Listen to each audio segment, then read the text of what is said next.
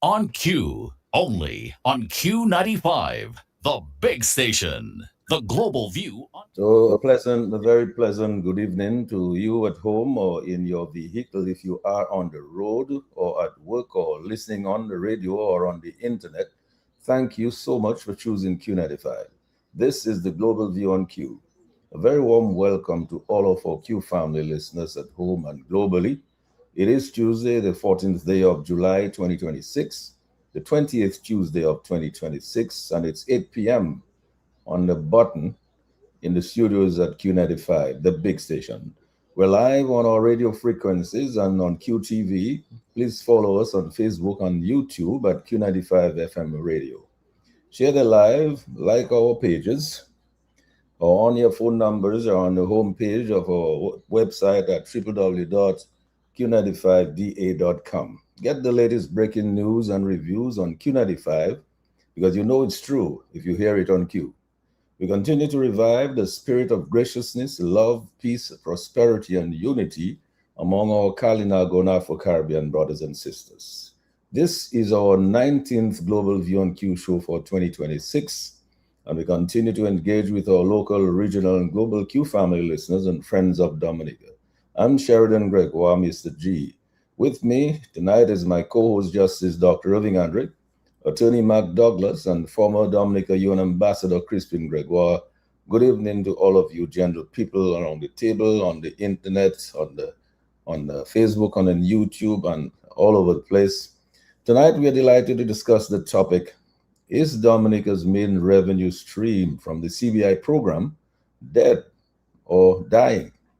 What was done with the billions of CBI dollars collected over the years?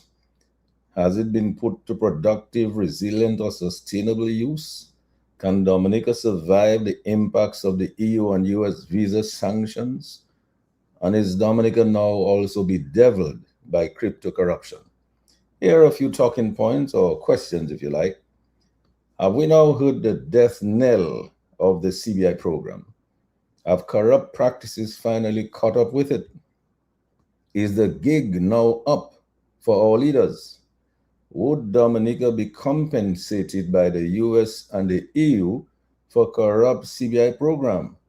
The OECS's response from the recent meeting in Dominica was curiously weak. If the CBI program suddenly derails, which appears likely, will Dominica's national capital budget collapse?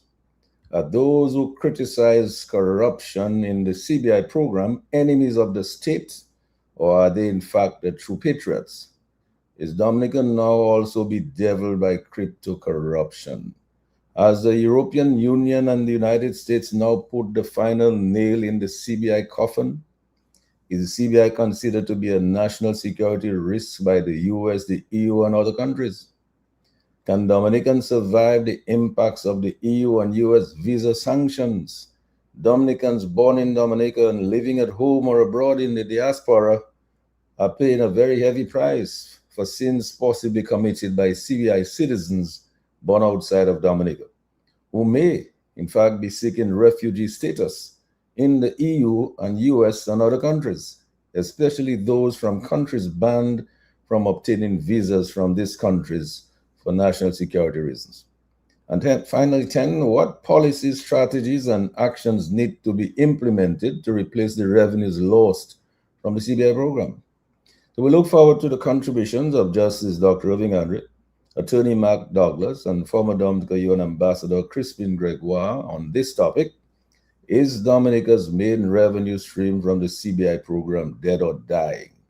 What was done with the billions of CBI dollars collected over the years? Has it been put to productive, resilient, or sustainable use? Can Dominica survive the impacts of the EU and US visa sanctions? And is Dominica now also bedeviled by crypto corruption? So, as usual, we invite you, our Q family and friends of Dominica, to help us give our usual huge shout out and big thank you to our farmers, our healthcare providers, our frontline workers, police and fire officers, teachers, doctors, nurses, and public and private sector patriots and friends of Dominica at home and abroad. We welcome each and every one, every Dominican and every friend of Dominica to the Global View on Q. We embrace you wherever you are, in every nook and cranny, in every village, in every community at home in Dominica, in the region, and globally.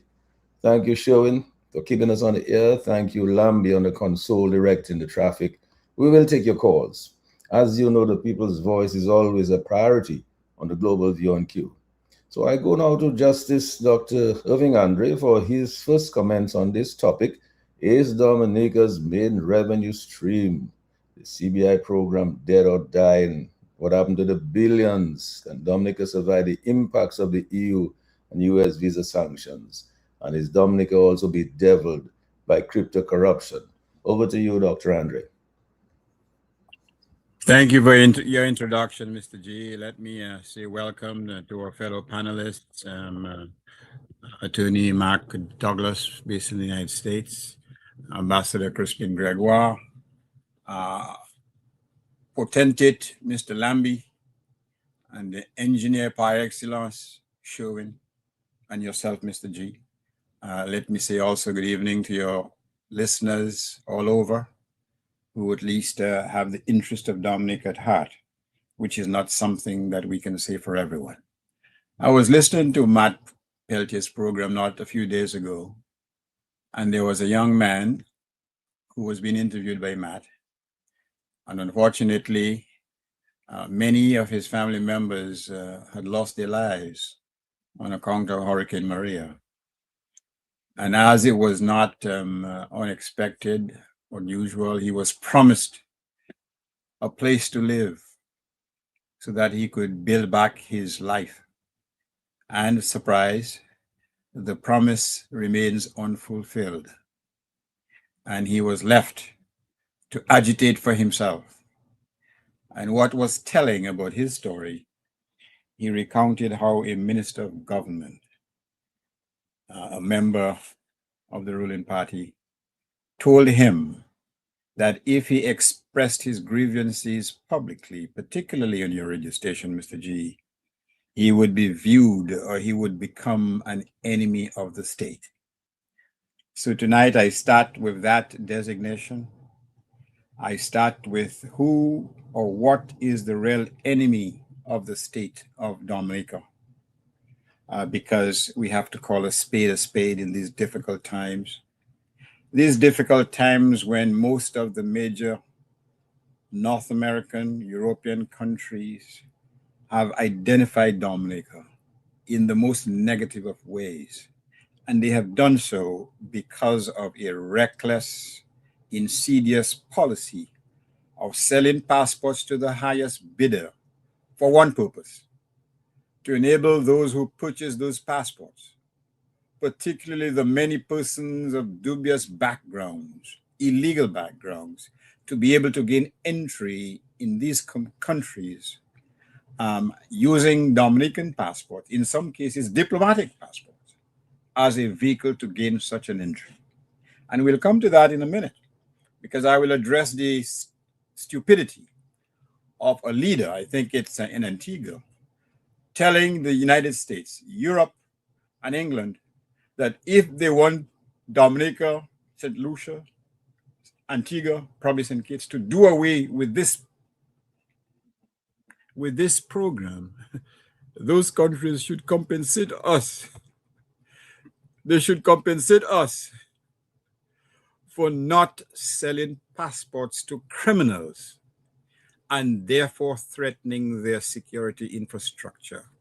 It makes no sense. It's asinine. It's idiotic, to put it bluntly. But I digress. So if not the patriots who have called out those programs, if they're not the enemies of the state, then who is or what is?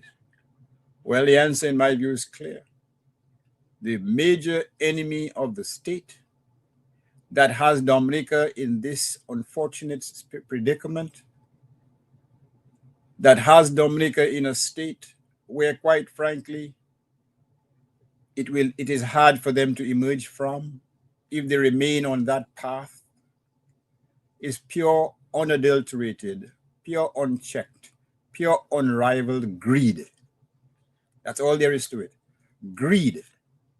Because the sale of passports despite the protestations of the political directorate that net proceeds of sale enables them to build housing. Let's not talk about the quality of housing. It speaks for itself.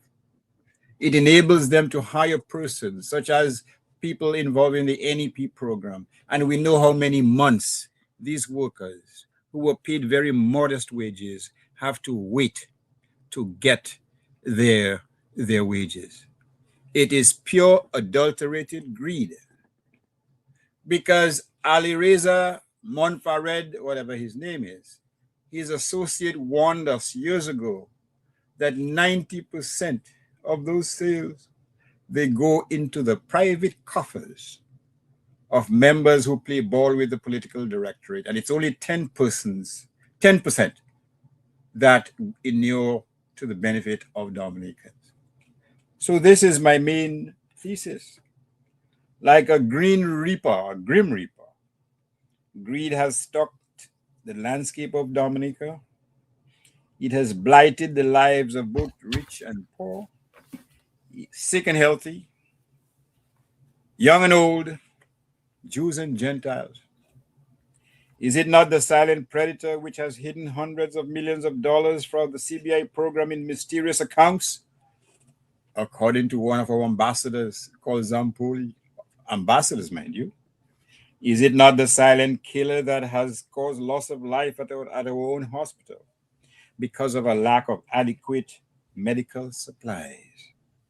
Is it not this hunger for riches, this obsession, I should say, acquired not by the sweat of one's brow, but by the sleight of hand or backhand deals that is robbing Dominica blind? Is it not the pack of wolves dressed in Gucci clothing that have sullied Dominica's reputation in the UK, US, and Europe?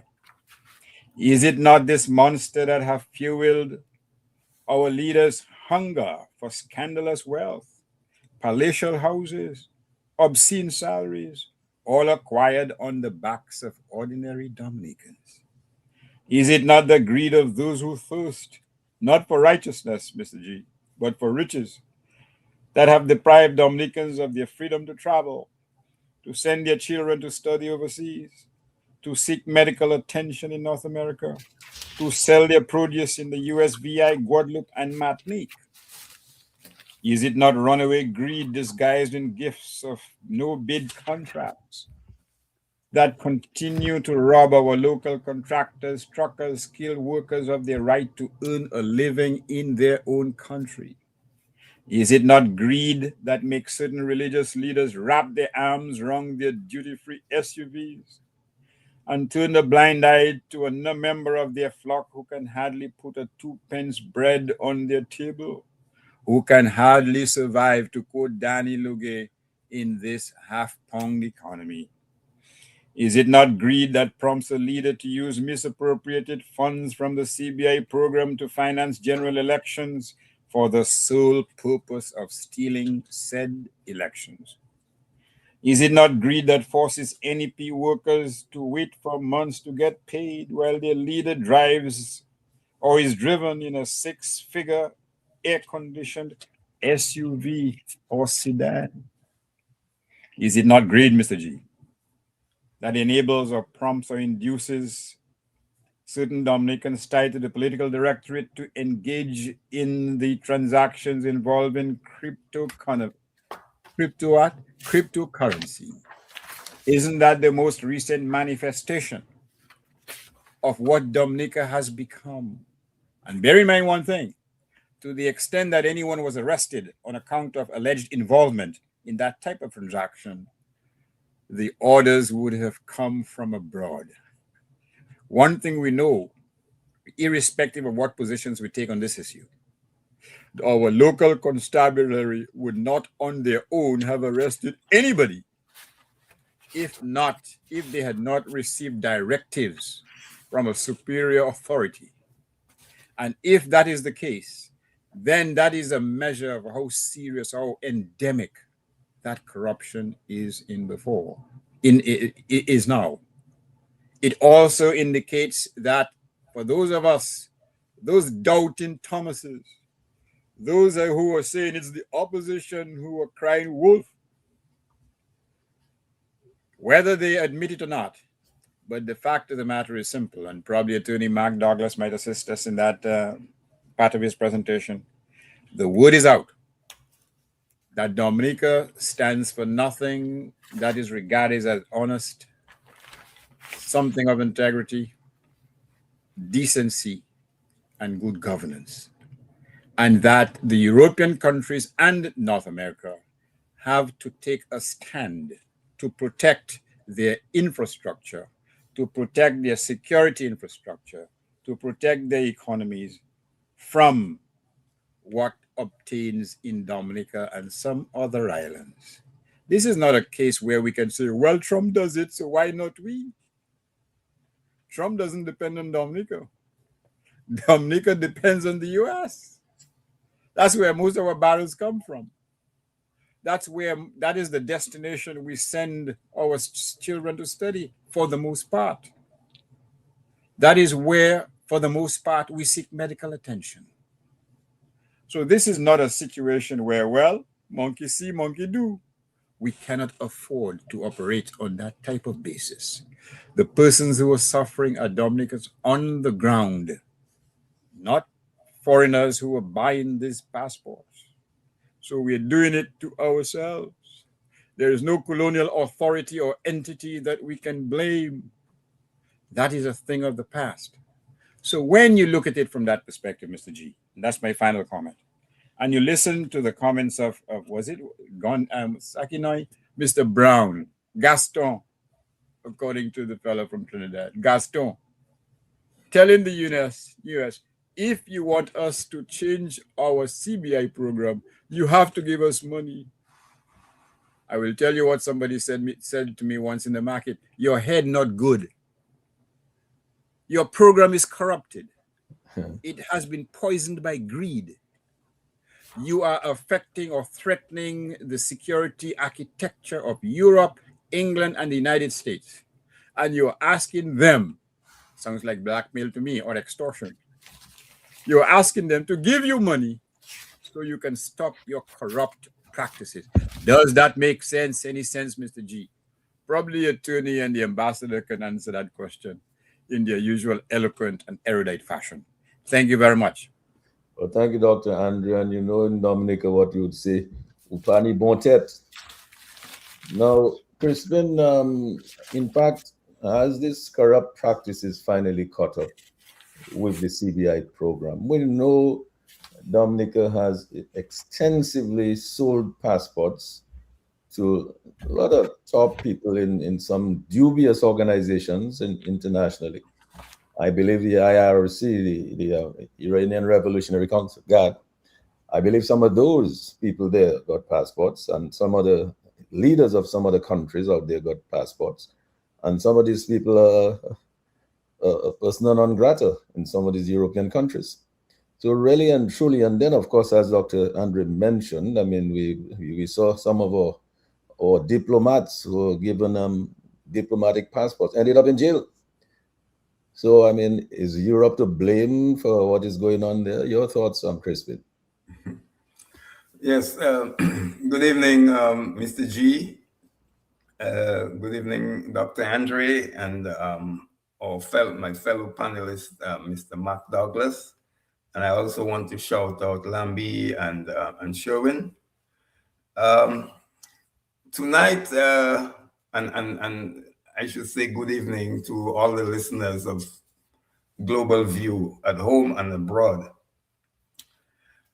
Tonight we are addressing what I refer to a serious set of issues facing not just Dominica, but the OECS states, the member states of the Organization of East Caribbean States, except with the exception of St. Vincent and the Grenadines, who doesn't really fall in that basket.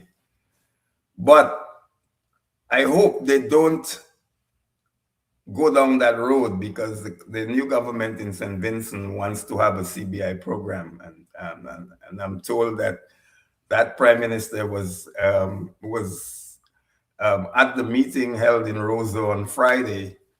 And well, he came to hear. I hope he's not a spy who came and sat there and I wouldn't say more than that. But here we are. Many of these countries close to 50 years of political independence. In another 2-3 years, with the possible exception of Grenada, which probably is ahead of the others, will be celebrating their 50 years soon, if not this year, maybe next year.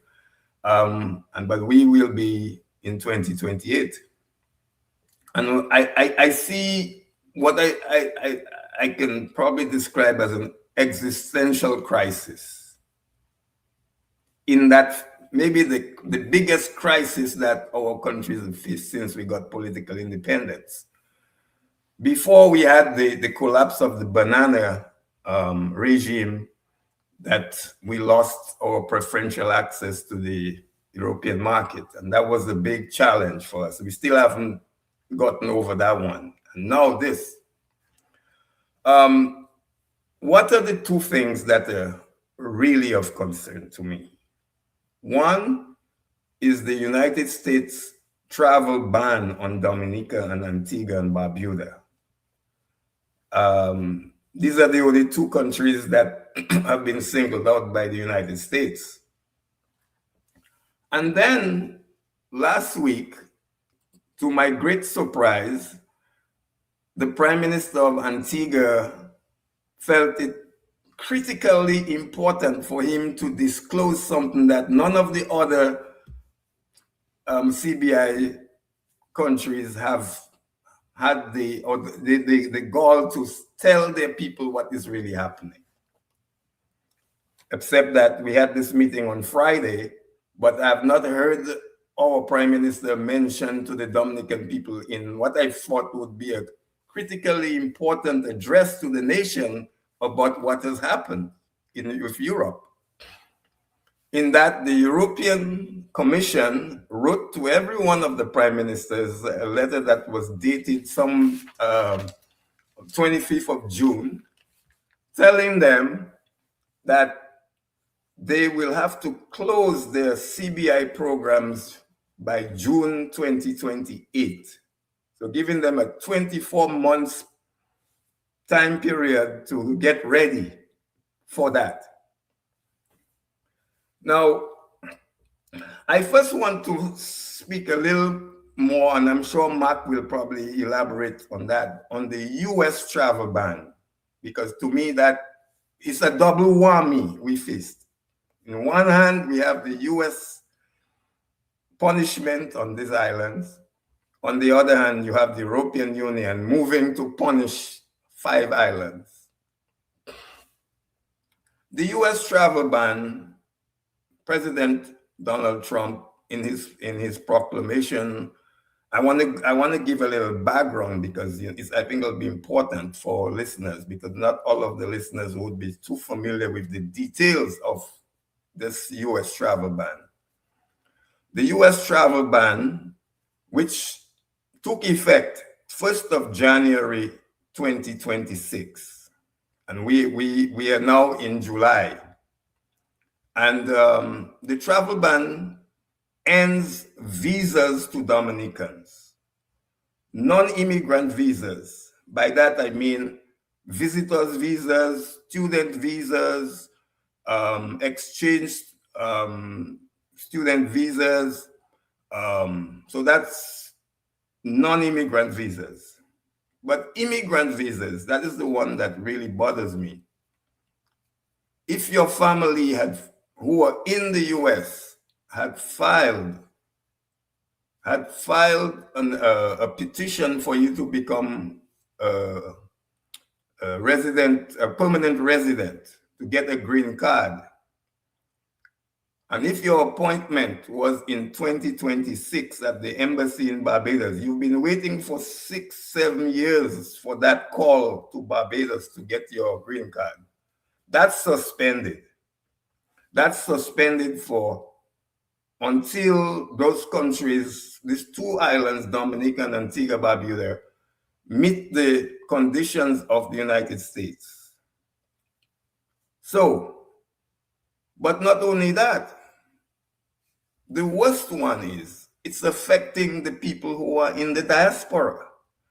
Because if you had a green card in the diaspora and you elected to become a US citizen, that is suspended as well.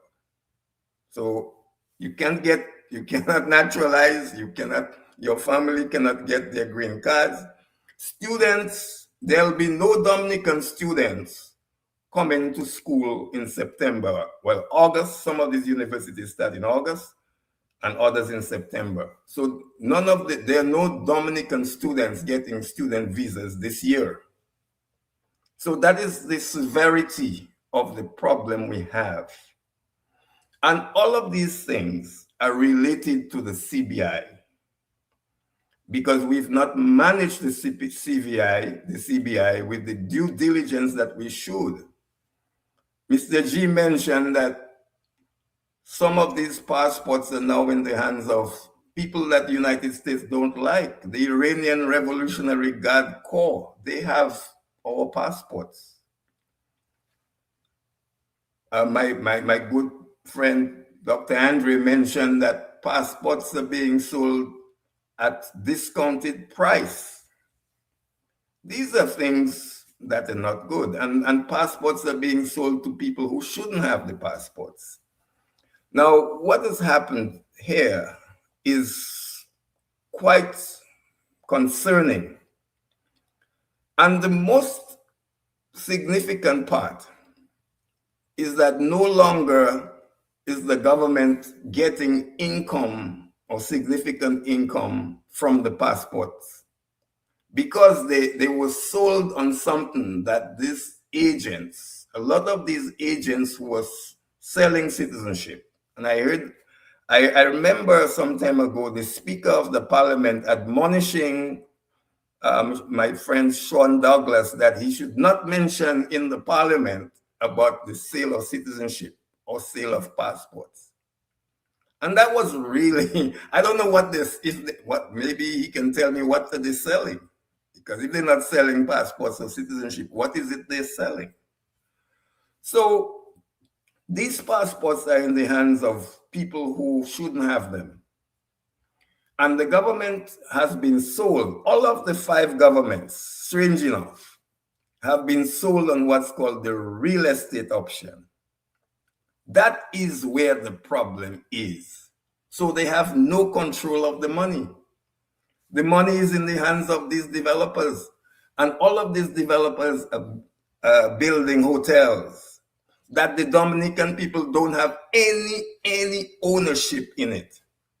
You see, like the Kempinski Hotel, you think Dominica has any ownership of it? No, it's Range. And I won't go tonight in what Range did, but Range owes the Dominican people a lot. And they will one day have to account for how much money they earned and how much money they built the hotel for, and where's the rest of the money. Now, so that is the US. The European Union, on the other hand, has been warning us for some time.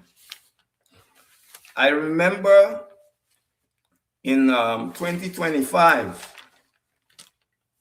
the European Commission, they adopted a report under what they call the visa suspension mechanism.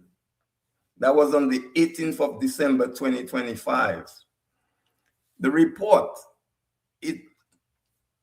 it mentioned the 5 Eastern Caribbean states operating citizenship by investment programs, stating that they pose security risk as they may allow third country nationals who would normally require a visa to bypass the standard checks and obtain Schengen access. Schengen being the area, but 27 countries where when you enter that area, with a Dominican passport, you would not need a visa. And once you're in that area, you can travel from one country to the next without ever seeing a customs officer or immigration officer. And the report goes on to say that schemes in these 5 Caribbean states, they raise concerns to Europe because of the high volumes, the number of people they are seeing coming in with Dominican passport or St. Lucia passports. So they're not natural born Dominicans. They're not natural born St. Lucians and St. Kitts and Grenada and so on. And despite the steps that would have been taken to strengthen the due diligence and information sharing, not there. So Europe has decided that a visa-free regime with these countries must come to an end. And Mr. G, that is where we are. You gave us a number of questions to point out, and I think as we go forward, we're going to address it. But this is what my introduction is. That is where we are. We a double whammy from United States and from Europe. Thank you. Thank you, Crispin. Now, Mark, Crispin introduced this question of the visas. Somebody's mic is open and getting a little feedback coming into my mic here. But Crispin did mention, in fact, the whole question of the U.S. travel ban. And in fact, we know that even in the U.S. now, even naturalized citizens from Haiti and some other countries under threat of being targeted for deportation by this current administration in the U.S. Give us your thoughts on some of that, and then your thoughts on genuinely the topic that we are introducing here on the table tonight, Mark. Okay, good morning or good evening, Mr. G, Dr. Andre, Mr. Gregoire, Mr. Lambie, Sherwin, and the audience at large. It's a pleasure to be with you tonight. You know, the first question that I have when I heard the topic for tonight, whenever I think of the Citizenship by Investment program, I ask myself a very basic question. How did we get here? Before I get into any of the aspects related to visa restrictions and the like, the question is, from just a pure economic standpoint, how do you decide that the lion's share of your economy, of your GDP, is going to come from selling access to other countries? Because at the end of the day, we can have no pretense now as to what the CBI does and what it sells. I mean, if you want to pretend that you're selling access to Dominica, one might say umati umati, because these people are not in Dominica. The number of passports or citizenship passports that have been sold, we do not see them in any large mass in our small population. We would see them if they were coming. So we have to admit that what we are selling is access to the European Union and access to the United States. I know that personally, because as a Dominican raised in the US, at one point I was going to college and I decided to study abroad. And traveling on my Dominican passport, I was traveling in France. I had a visa to be in France. And one day I wanted to visit the UK. I didn't need a visa to go to the UK. I just arrived there with my Dominican passport and they welcomed me. So there were some privileges that you get just by having a Dominican passport. And that's the access that I guess someone at some point figured out, you know what? We can actually make some money off of this. But we should never forget the fact that we are actually selling access, not to our country, but to somebody else's land. And that other person, at any given time, can decide we are revoking your access and restricting your access. just as we as Dominicans at any given time can decide that we're going to restrict the access that we provide others, foreigners, to our lands. So that's the first thing, the sense of thinking of all my options to make a buck. That is the one that I'm going to tie my economy, the lifeline to my people, to the most. It's selling access to another person's land. One of the questions that Mr. G poses is whether or not the Citizenship by Investment program is dead. I don't think it is. The definition of dead is dead. You can't come back. And I do believe that this program can come back. Whether or not we should prioritize it as the program that we focus on in the future, that's a whole other question. But what we've seen with the Trump administration is that they've adopted what's called, they refer to at least, as the Don Roe doctrine. It piggybacks off of the name of the Monroe Doctrine, which was named after James Monroe. That doctrine is a 19th century doctrine that essentially tells European powers that were interested or thinking of colonizing new areas of the Western Hemisphere, that if you think that you're coming into this region and colonizing anew, we're going to deem you an enemy of the United States. Well, Trump, or President Trump, has said that he's adopting what's called a Don Roe doctrine. So after the visa restrictions that were announced in February, there was a renewed or expansion of that those visa restrictions in April, where the State Department announced that they were restricting visas to individuals from countries in our hemisphere, which the US considers Dominica to be within its hemisphere, who support our adversaries in undermining America's interests in the region. So you've seen that policy, and I think what's going on with the Citizenship by Investment program, I think we shouldn't take a narrow look at it to think that the US is focusing on Dominica and Antigua and citizenship by investment in particular. I believe what's happening with the restrictions that are placed on Dominicans, Antiguans, are part of a larger policy of the US within this hemisphere. And so the State Department announced that they were restricting visas for individuals that were taking positions that were adversarial to the United States interests. So you saw that in Venezuela. That was an indication that the Maduro regime was adversarial to US interests. Narcotics trafficking, the shooting of boats, unidentified individuals within the waters of our region as part of that doctrine.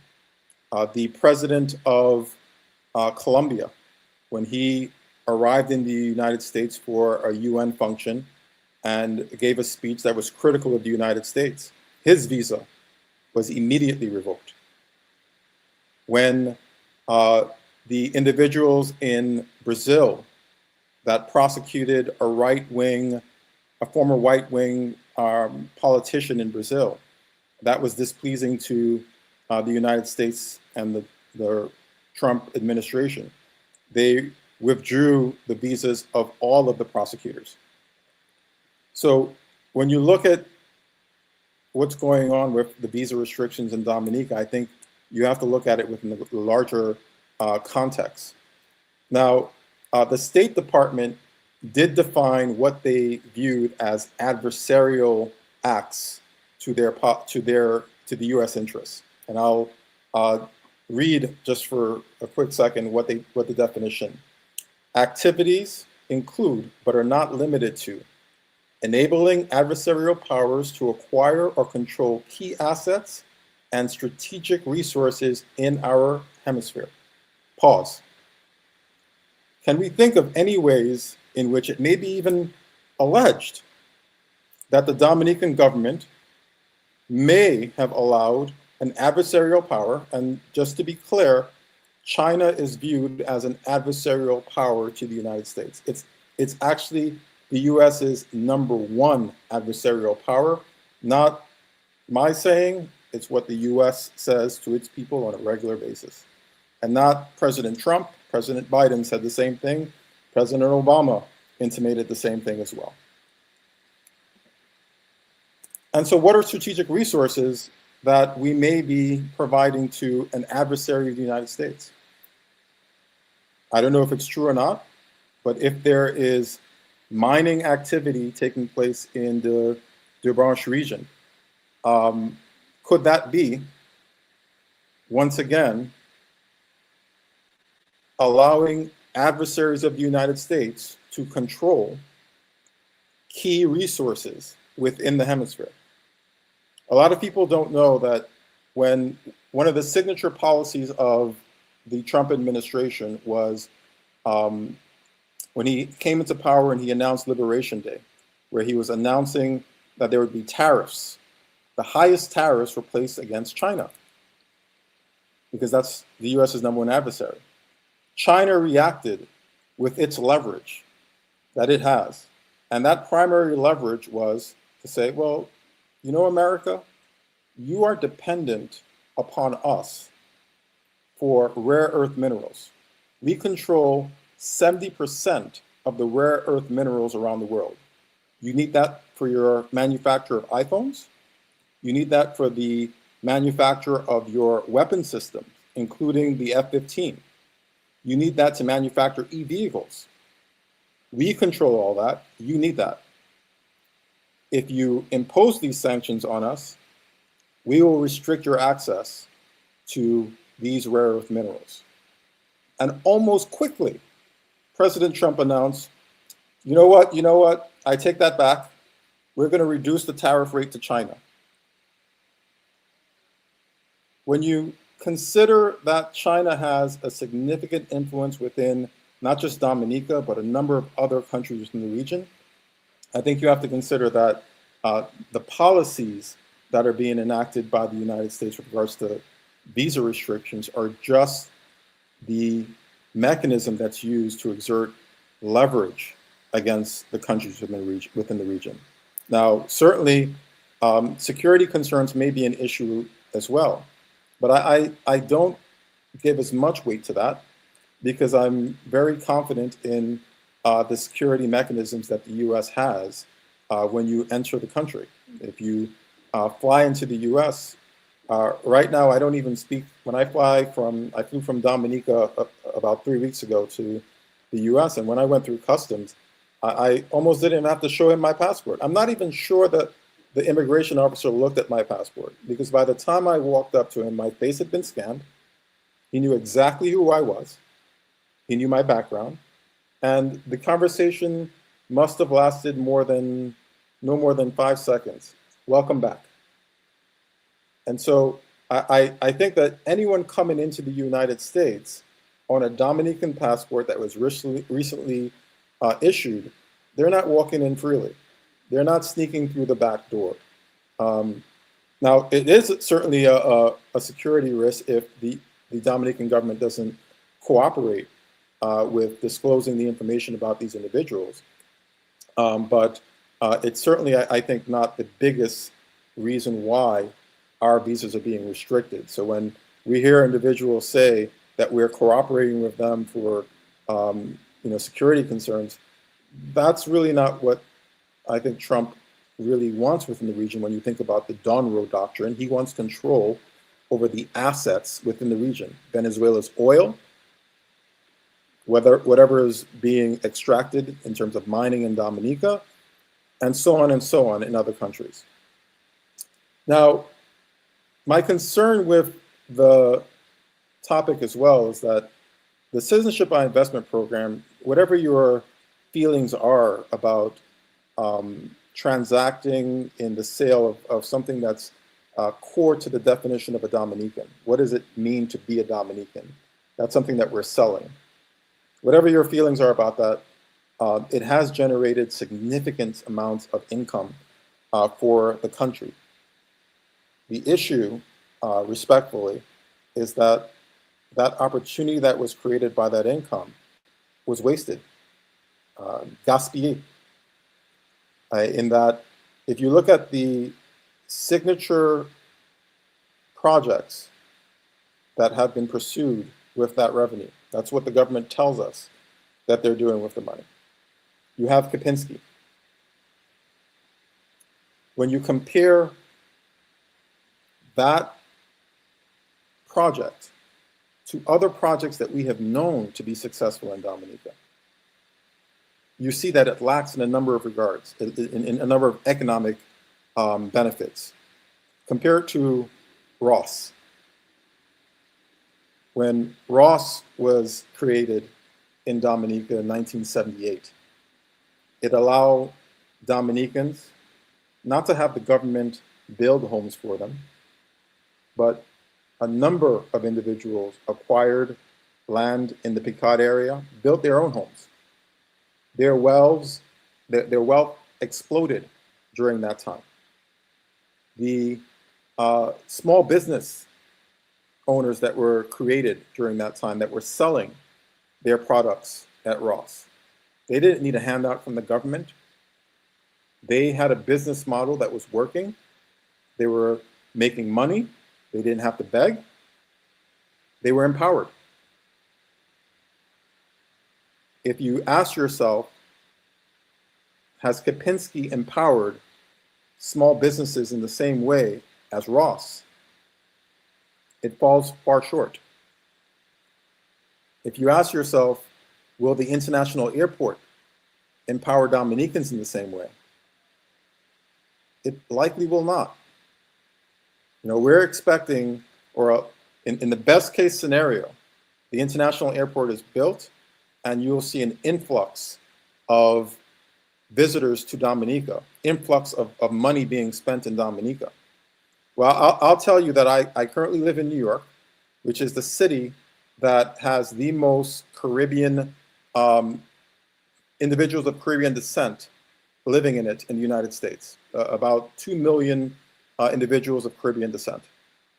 And so when there was a direct flight from New York to Dominica, I thought that was amazing. I must have traveled on that flight a couple of times already. Lo and behold, the last time I sought to travel to Dominica, about 3 weeks ago, I tried to order that, to book a ticket on that same flight from United, and I was told that that flight has been suspended until I think maybe October, maybe hopefully it comes back during the tourist season. And I'm only speaking about what my personal experience has been, because, you know, Mr. G did say in the intro that if you hear it on cue, it's true. So if you hear it from me, it's my personal experience that I was not able to book a ticket because the flight from United from the New York area to Dominica directly is not available. And one could only surmise that it's not available because there's not a sufficient quantity of individuals that are flying during that time to make the flight economically viable for the airlines. And if that smaller plane landing in Douglas Charles can't be filled once a week, that every Saturday, from the city with the largest population of Caribbeans in the United States, do we honestly believe that once we have a larger international airport, that a bigger plane flying more frequently will have a larger influx of individuals into Dominica? And when those individuals arrive in Dominica, let's say they do, where are they staying? Are they expected to stay at the hotels that were created under the CBI program, Kempinski?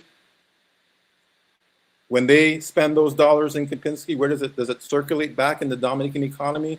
The way that American medical students were coming into Picard and buying their lunches from Dominicans taking excursions in Dominica.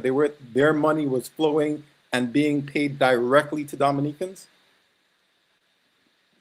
I hope the international airport has a positive impact, a ground shifting impact that benefits the average Dominican. I hope, but I'm still not understanding the math at this point.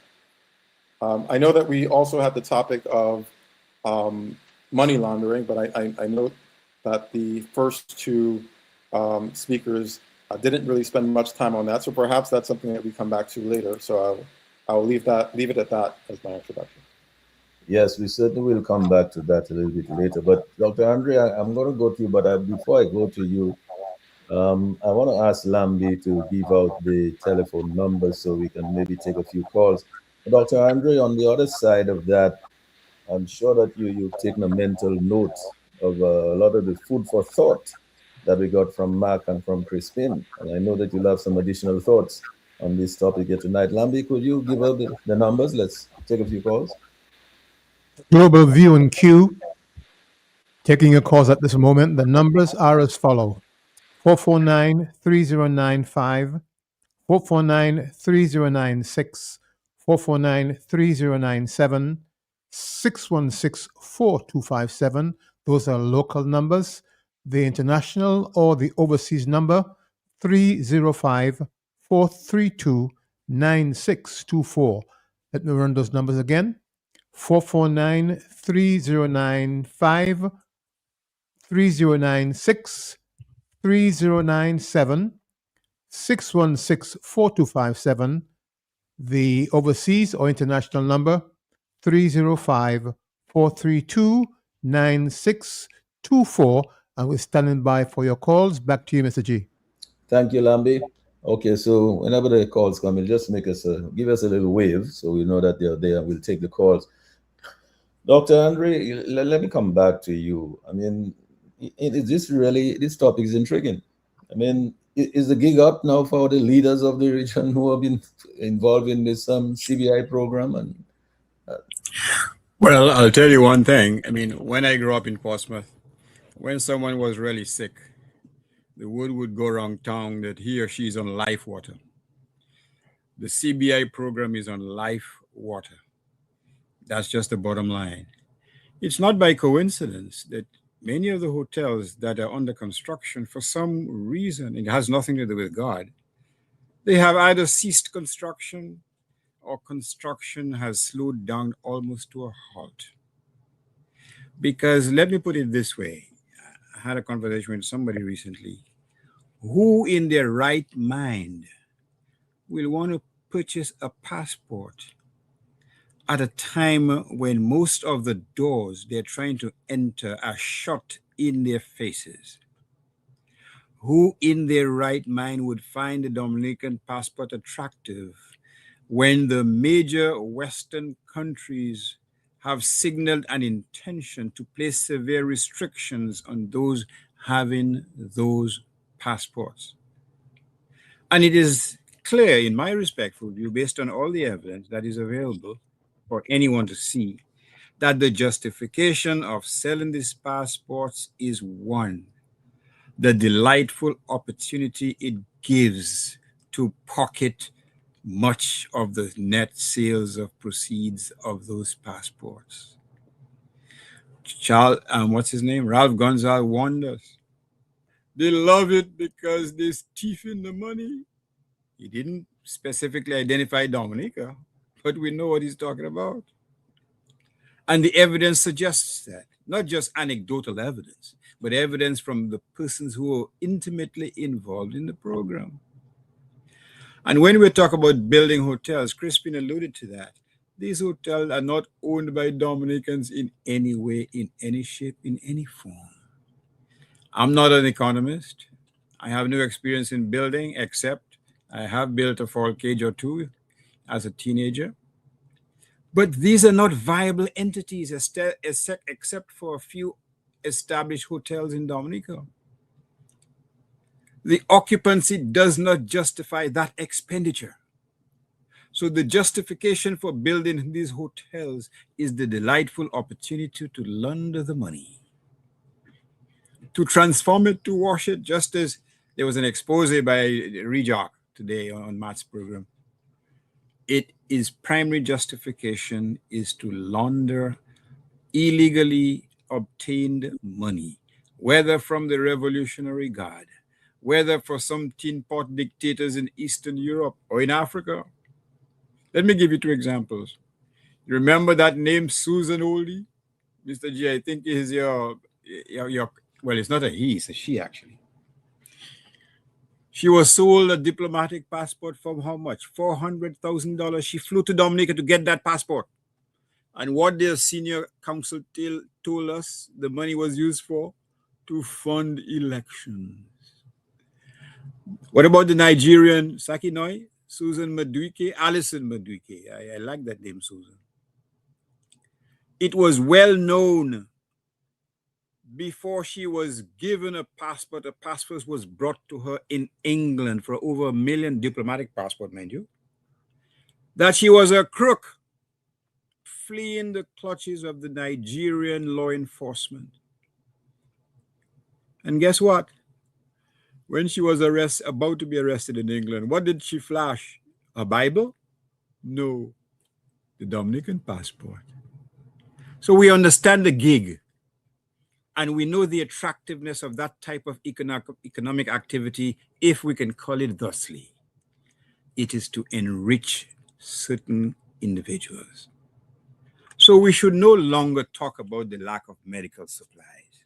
We should no longer talk about the wages or lack thereof received by NEP workers. We should no longer talk about the poor pensions or pensioners having to scrape a living, because most of the money does not inure to the benefit of Dominicans. It is to create wealth for certain persons who have no sweat on their brows. That is the insidiousness of that type of activity. And as someone like Thompson or a local economist will say, there is no ripple or triple effect. There's no multiplier effect, because the money being spent does not inure to the benefits, because Dominican workers disproportionately are not represented in the workforces that are building these edifices all over the Dominica. Contractors are not being given jobs. Truckers have to be agitating to carry a little bucket of sand. They have to sit on the side while foreign workers are given the choice contracts for these types of activities. Local businesses have been shut down. This is what's happening, because they cannot compete with a foreign entity who pays, reportedly, very little custom duties. How can they compete? I listened to a program not too long ago. I heard that businesses, for example, have to give away 55 cents out of every dollar that they earn. What a joke. Environmental taxes, garçon. Huh? In every town, QS, village in Dominica, you have garbage being piled up. Go to the dump at Foncolé, and yet they're collecting, what's the name of it again? Environmental taxes. And we cannot even collect garbage in the nature island of the Caribbean. This is the cancer that has blighted Dominica and is blighting Dominica. It may not be dead, but it's on life water. The problem, Mr. G, is that it is the so-called ordinary, hardworking Dominica, but not just only middle-class individuals, even persons with some economic means. They have been adversely affected by what is happening to Dominica's resources. And we are paying, and we will pay, a huge price for standing by and not taking a stand against the rape of their own country. And that is the unkindest cut of all. And if you're a literature student, Mr. G, you remember that phrase, et tu, Brute. You of all people are putting that knife in my back.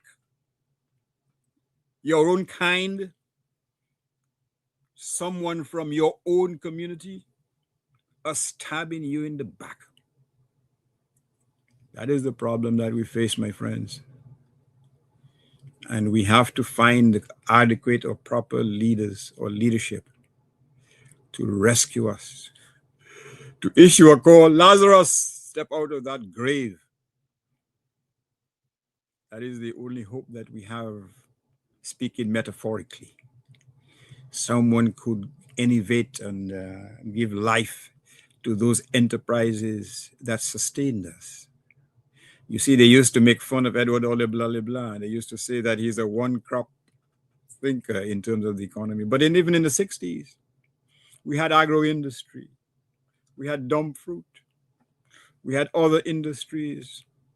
We had a coconut fiber mattress industry, Mr. G. I know you still hold on to your own with great love and affection.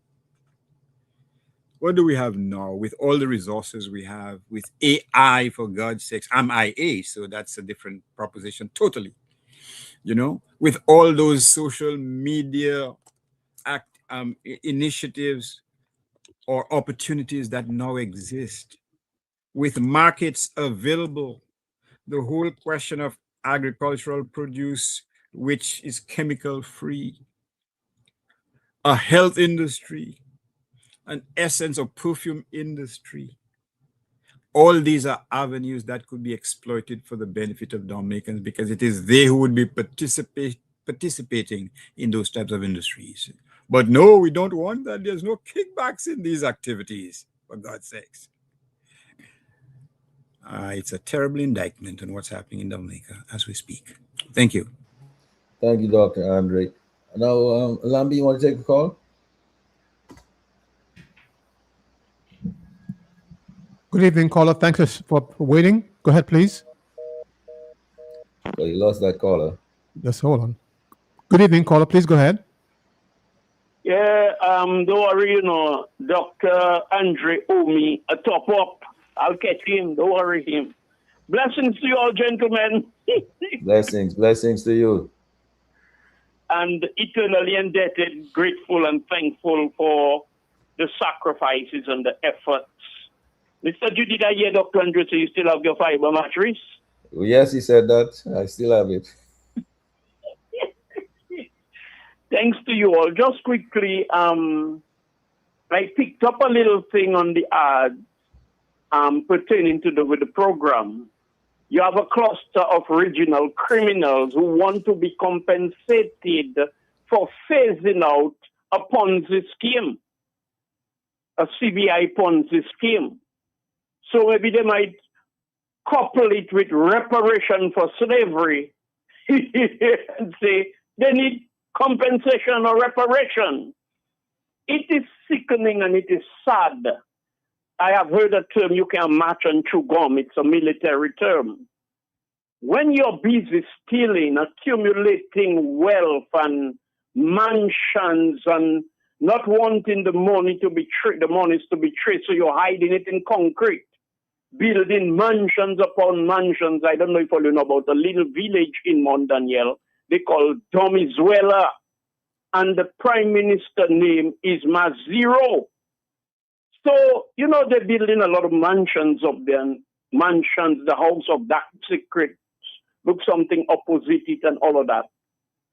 So with all that scheming and planning and plotting, the machination, you cannot govern a country at the same time. Particularly, it's a unilateral approach to governance, and you want children to be the players on your team. It's young. Everybody has to be young. 18, 19 years and a little higher. Not too much experience. We do not want too much experience there. So I am just saying what is happening in Dominica is no coincidence. It's no accident, because it's something somebody has calculated and have that end result where Dominicans are leaving Dominica in droves because the Chinese and every other foreign company or whatever is engaged in either hiding billions for the government or selling passports, or engaged in some eternal construction, and everything seems to be failing. Kempinski, the Lyre River Hotel, and many, many, many things in Dominica where there seems to be no light at the end of the tunnel, much less for inside of the tunnel. And Dominicans really think, maybe they don't know what they're doing. I believe a few of them, criminally minded as they are, know exactly what they're doing, and the ramifications or the consequences is of no consideration to them, because guess what? They nest have a lot of feathers. Thanks for the time. Well, and thank you so much for that intervention, Dr. Andre, or your name was mentioned by the caller. I don't know if you want to make some quick remarks on his, but let me just take a call from Lambi before you come on. Caller, please go ahead. Hello, good evening, gentlemen, Mr. G, and the rest of the panel. Yes, good evening. I'm listening to the conversation, very, very enlightening as usual, very engaging. The CBI program, when the government went into what they did, I remember when the discussion came about the missing $6 billion, missing $1 million. And so the Prime Minister in 2019 said at St. Joseph at the rally that when the audit will be done, it will put Leonard Clinton into shame, and it will show that he's not fit of being Prime Minister for us to hold the vital Ministry of Finance. That was in 2019. We're in 2026, and we have not seen that report.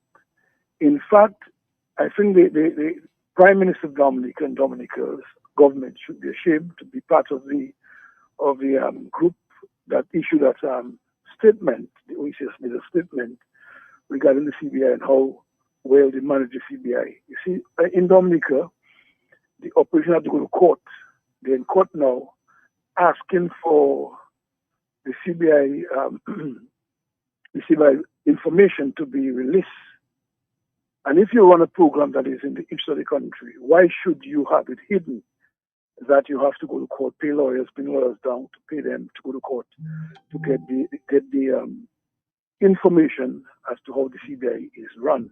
Because we're just hearing things happening, but we don't have the details as to how the CBI is run. And I think these guys took this thing for a joke. And if you notice, the Prime Minister of Antigua, the Prime Minister of Grenada, the Prime Minister of St. Lucia, the Prime Minister of St. Kitts, and the Prime Minister of Dominica believe that they are in, some kind of chicken noodle approach to governance. And they're lucky that they have been able to use CBI resources to buy votes and to stay in office. And you notice they're more interested in power than in governing and creating the atmosphere for people's lives to be improved and so on. But we could still say, though, if you look at the 4 islands I mentioned, the 5 excluding Dominica now, so the 4 other islands, they kept the pillars of the economy. They kept it watered, the tourism, their cocoa, their nutmegs, and so on. And the CBI came to them almost like icing on the cake. I mean, we are hearing that the CBI in their country has some little foul play, but generally, the people of these islands feel that the CBI sometimes assist. In Dominica, the CBI is only assisting a few people, and so on. And therefore, we do not have the same opportunity that the 4 other islands have. So 2028, as Europeans ask, if we face out the CBI, Dominica will suffer more than these other islands, because these other islands kept their economic pillars watered, while we throw our own down in the drain. We allow our bananas, our agriculture to just run out. The roads have been abandoned, farmers are screaming, and we focus on the passport, silver passport, and felt that is the main source of our economy. And therefore, we find ourselves where we are now. And the Prime Minister himself has said If it's not CBI, then what? And I've heard the Prime Minister myself, I saw Oliver heard him himself, when he said that when they did some project, he said they did not go and impose taxes. It was on CBI money, as if all the CBI is their dashing, they plant, and therefore they feel free to do what they want with it, give who they want, and so on. So we're in a sad situation, Dominica, with this government, and they wouldn't have handled the economy. And once the 2028 common board on the European Union move on us, we're in serious problem. And people are taking these things for a joke. And even the Prime Minister, when they ask for due diligence and ethical standard, then they do a little piecemeal there and there and believe that is all, but never went deep into the CBI program to ensure that it served the economy, served the country, and the people of Dominica. And of course, to use the CBI to prop up the other economic pillars on the island. They use the CBI for few people. You see some people build their hotels, some people come in, they have their hotels, they play big shot, and that's all it is. And I think it is very unfortunate that Dominica finds itself in that situation. Thank you so much. Yeah, thanks a lot for your intervention there. I suspect that, and I certainly would hope that the Prime Minister would address the nation very shortly and to really give us an update as to what transpired at that meeting with the other heads of the OECS last week. Because, I mean, obviously the government did not disclose to us that they had received a letter from the European Union on the CBI program and the phasing out of it until 28. So, I mean, let's keep our fingers crossed. Let's hope that the Prime Minister will in fact address the nation and bring us up to speed on this, and we'll take questions from reporters at a press conference on that matter. But, you know, Crispin, as Mark mentioned, the U.S. looks at the area, I mean, from a strategic, not just from a national security point of view, but really from a point of view of we're in bed with some of the people who they consider the number one enemies, so to speak, or competitors. Lam, you want to take a call? Yes. Paula, please go ahead. Yeah, Lambi, thank you for taking my call, Mr. G, Dr. Andre, and His Excellency Mr. Crispin Gregoire, and Mark Douglas. Mr. Douglas. Good evening. But Mr. G, my question is for our ambassador. I want to know, did the European Union gave the CBI countries, including Dominica, stipulation in which they could have fixed the program? And I remember one of them was that all revenues that derive from the sale of passport has to go back to that country. And I think that is where the problem is, because Dr. Andre said, the resources is hijacked by foreigners. Dominica is not in charge of this money. Billions of dollars, and what effect it have on Dominica? So I think the program, Mr. J, it's dead and it's on ice. They ain't buried yet, but it's still on ice. Because Roosevelt Scary cannot give account to what happened to them billions of dollars derived from that program. And there is a matter before the court. He always talking about transparency, but Dominican has to go to court to find out what happened to that money. He tell you, oh, you see, we build school, we build houses, we build hospital, we build health centers. Well, tell us how much it costs. Tell us how much you pay for material labor. Give us a detail we want to know. But majority of the money is a hyena scheme. 90 for you, 10 for me. Or 90 for me, 10 for you. And that's why Dominican facing now, we cannot travel as we used to. Everybody watching Dominican passport like it don't worth nothing. So that program is on ice. We're just waiting for it to be buried. Thank you. And thanks a lot. Thanks a lot for that. Now, Crispin, well, you're on, because I mean that question was put directly to you.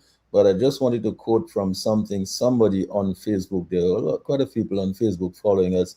One person said that, let me see, imagine them demons making so much wealth, yet they will tell Clear Harbor US $20 per hour is too much for a Dominican. Your turn, Crispin. You're muted. You need to unmute your mic.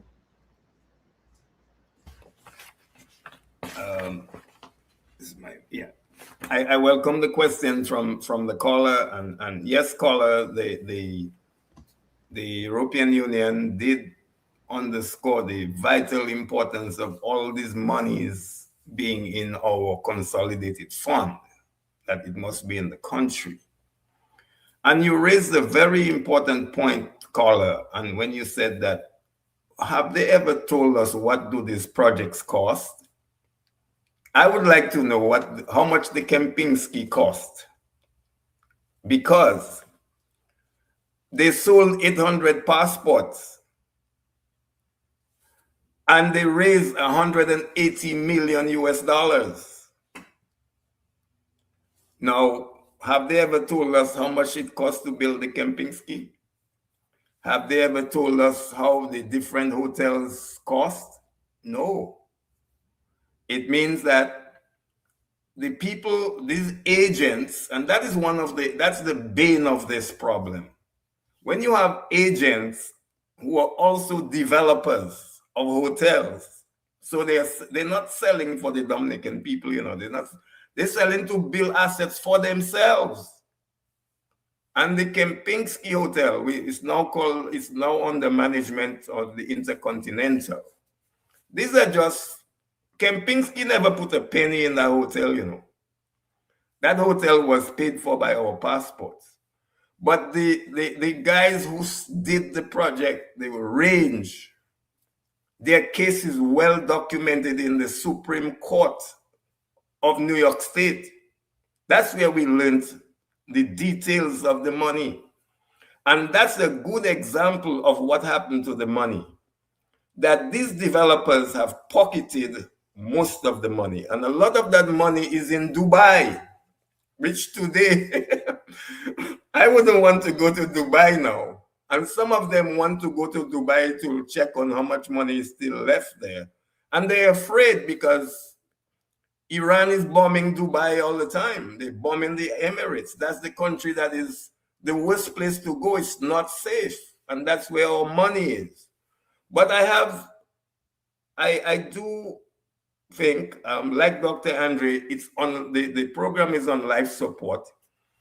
It may not die completely because all the future governments might have to rescue it and put in the due diligence and put in the requirements to make sure that the program can continue as an area for which we can raise investment.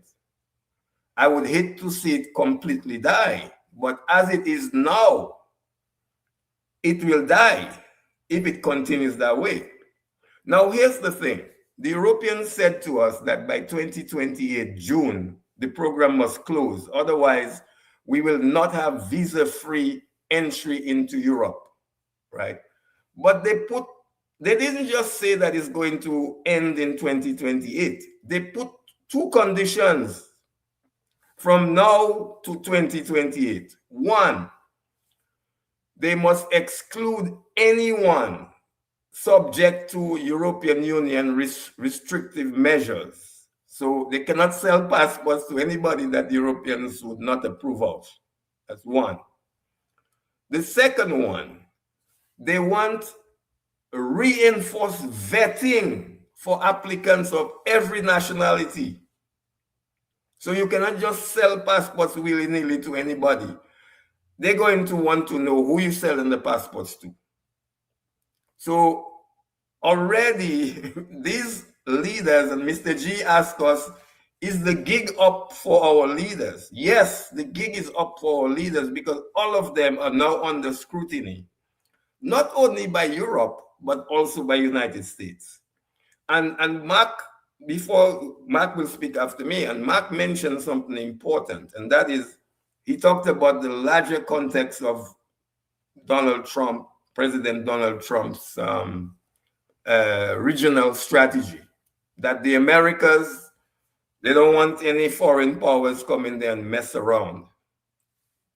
And one of the things that the Secretary of State Rubio is very focused on is corruption in these islands.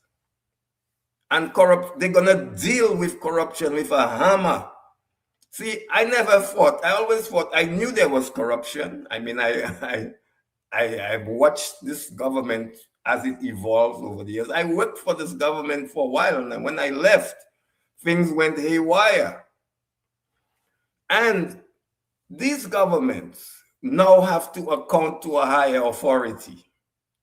And then now we are seeing that our police force in Dominica, who has treated the opposition forces with brutality, now have to account to outside force to tell them to clean up corruption in Dominica.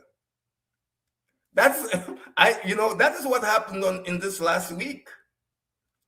So this cryptocurrency thing, I'm not going to dwell on it a lot. All to say that though, it is a branch of the original security service called IMPACS that is dealing with white-collar crime and corruption that is now taking action, not only in Dominica, but St. Lucia. We had a minister who he himself told the St. Lucian people he was arrested. Antigua, they arrest as well. So forces outside the jurisdiction of those islands is now putting them under the hammer. And I'm very happy for that. Now, last point, and that is, Mr. G posed many questions to us, and I only pick in one or two of them. He says, if the CBI program suddenly derails, which appears likely, will Dominica's national and capital budget collapse? Well, over the last 10 years, we've seen how 60% of the capital budget has come from CBI. And it's because our tax base has declined. Mark mentioned about Ross University. We lost 30% of our economy when Ross left. 30%. We cannot rebuild that with CBI. CBI has not helped us to rebuild the loss of Ross University. So we've reached what I call a fork in the road. And I don't know if we have enough strength to make sure the fork is brought back in what a fork really looks like. So I think that I see that there's a kind of a hustle now towards a new election, even though that election is due in 2028, that same year. Maybe the reason why they are hustling to have an early election in Dominica is because they know that 2028 is a year of destruction. But strange enough, 2028 is our 50th anniversary of political independence. And are we at this juncture in 2026? We haven't even started talking about 2028 and the 50th anniversary. But that 50th anniversary is not looking good. And that's what I'll say. Thank you, Mr. G. Yeah, thank you, Crispin. Now, Mark, I know that you wanted to expand on this discussion on corruption and the money laundering and so on. But I mean, you did in fact mention the loss of Ross and the revenue that was lost from Ross. I mean, we know that the opposition is now in court trying to determine where the money is, where the CBI money is. And wouldn't it have been great if a lot of these billions of dollars were used to strengthen the structures of the economy? to transform them like your agriculture and your agribusiness and your tourism and your tech industries and the manufacturing and so on, which we've lost so much manufacturing. So give me your comments on some of that, and you can also talk about the corruption and the money laundering. All right, thank you, Mr. G. My comment earlier on about how we arrived at choosing CBI as the primary driver of our economy, what dovetails with that is that there are other ideas. Every challenge that you have is an opportunity, I think, in business. And so this current challenge that we're having with the CBI, a program that in its most simplest form, if I were to give you an analogy, I am selling a ticket to stay at Mr. G's house. And that's how I make most of my income. Mr. G doesn't get anything out of that. And Mr. G at any point can say, you know what, I don't care if Mark gave you this ticket, you're not coming in. That perhaps may be a strategy that we should use to extract as much money as we can, but we cannot say that that is the fundamental pillars of our economic strategy going forward. Just think about how it works in a most reduced form. But there's perhaps a reason why, from a political perspective, it's so tantalizing, why it's so addictive, and you can't get away from it. Ideas like Ross just aren't as appealing. You see, Ross is a publicly traded company in the United States. And so its officers and directors are subject to the laws of the United States. I remember over a decade ago, I had a case as a young attorney. I worked in a group of maybe 10 attorneys on this case, where our client was accused of paying bribes. A client was a large company in the United States, was accused of paying bribes to Chinese officials to get those officials to buy our client's products. And the US government brought charges against the executives within the American company that were paying those bribes. Because we have a law called the Foreign Corrupt Practices Act that makes it illegal for an American CEO or director or other officer to pay a bribe in a foreign country.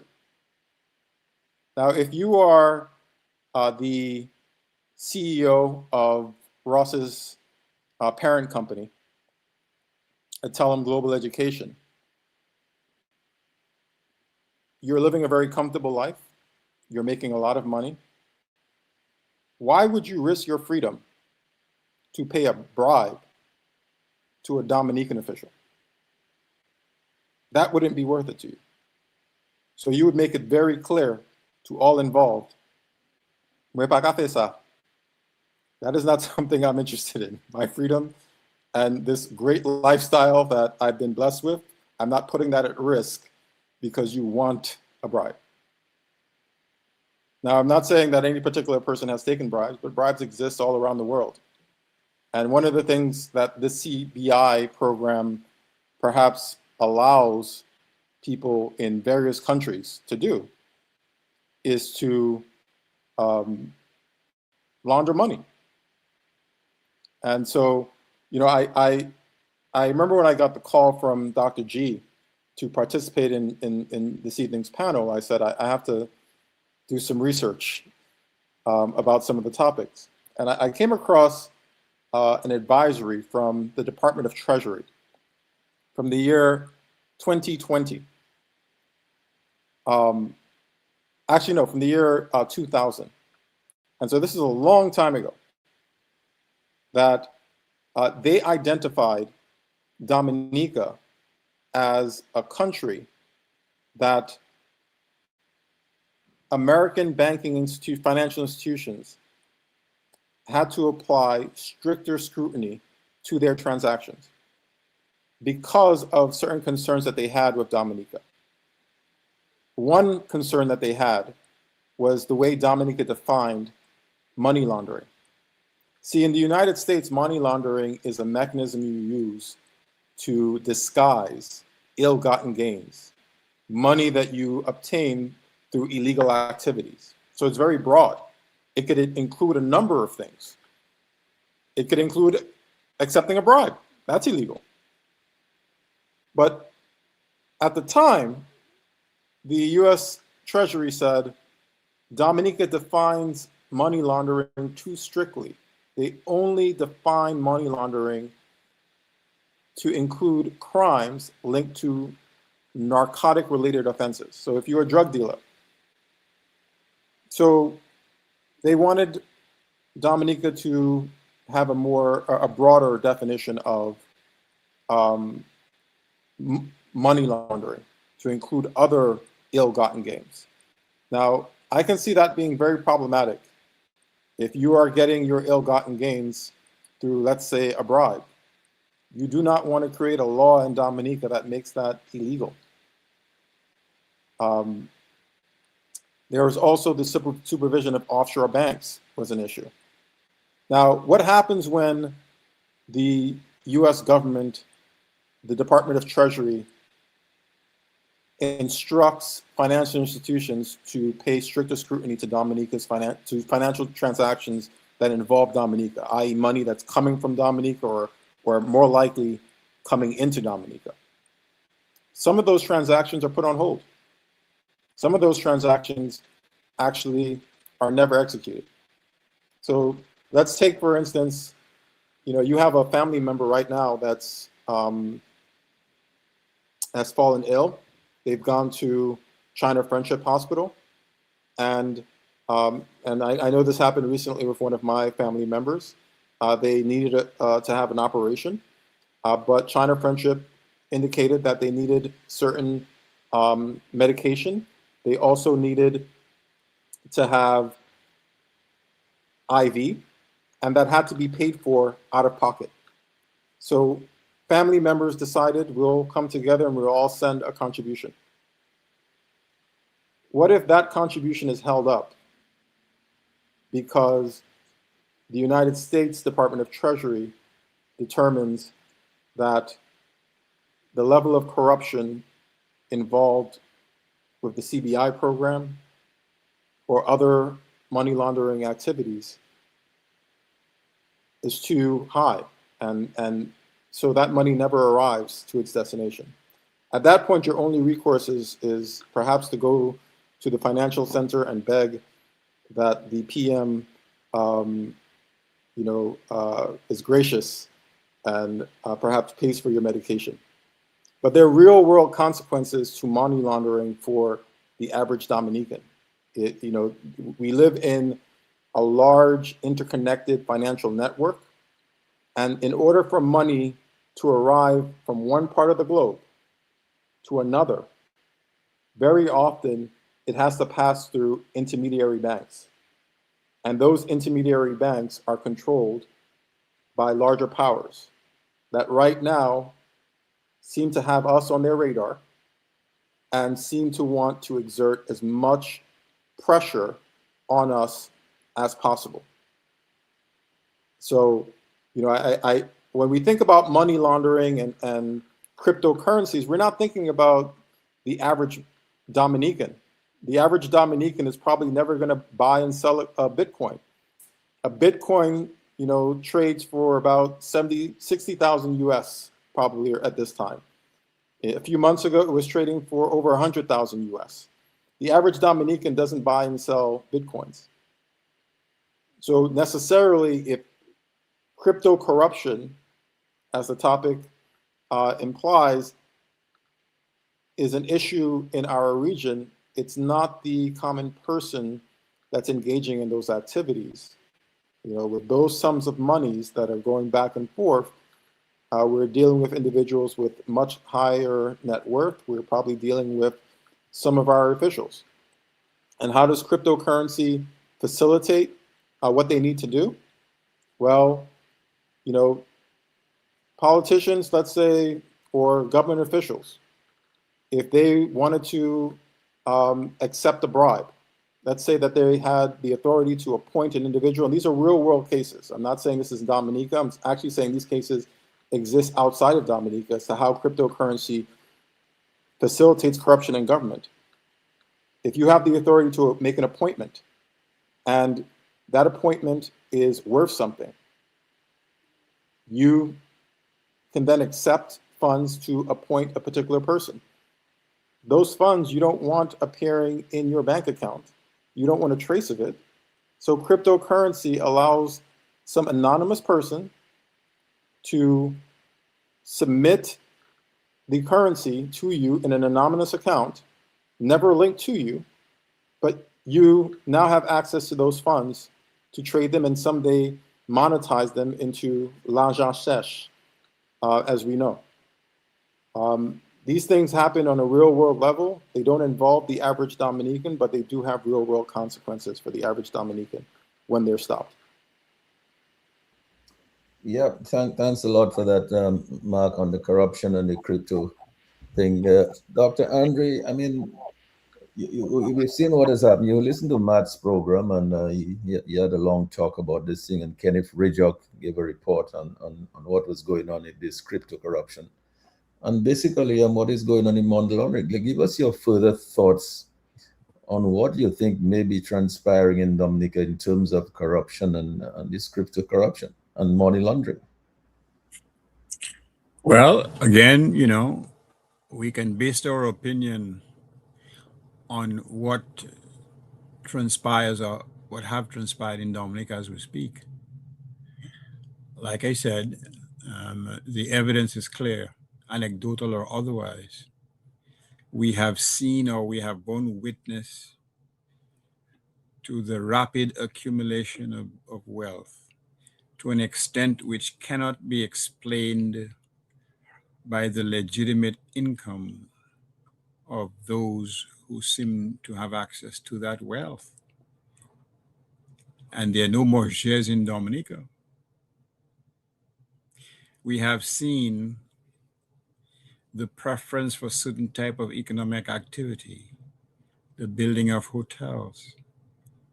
And we know that that type of activity has only one justification: to money launder. Why? Because the occupancy rates of many of these new hotels, the established ones, have better percentages in terms of guests, but they hover between 10 and 20%. 20% might be generous. I made reference in one of your programs to a colleague who vacationed in Dominica within the past year at Kempinski. And he came back shocked, and he said it was like a ghost town. This big hotel, and he was the only guest. Thank God he knew nothing about Sukuyans, for example, because he would have taken off and run away. So we know that these are not viable entities. They have a specific, nefarious, illegal purpose. There's a house in Rosa called the House of Dark Secrets. It's been shut down. We don't know why. There's evidence as to who owns it. A historical building was destroyed to build that edifice, that monstrosity. But that is the mentality. There is no reverence or respect for anything historic, for anything which would set us out as a place to visit. Because look at how well they preserve the historical footprint of the country, of the colony. Look at how well they preserve the old plantations. Look at how well they're concerned and they seek to preserve their own history. None of that. None of that. Look at how many trips to Dubai, Mr. G. I heard they selling dashing over there. Or probably I should refer to that song up by this Dominican Calypsonian. It's cocoa they're selling over there, Mr. G, in Dubai or Switzerland. You see how the cronies love these countries? I wonder why.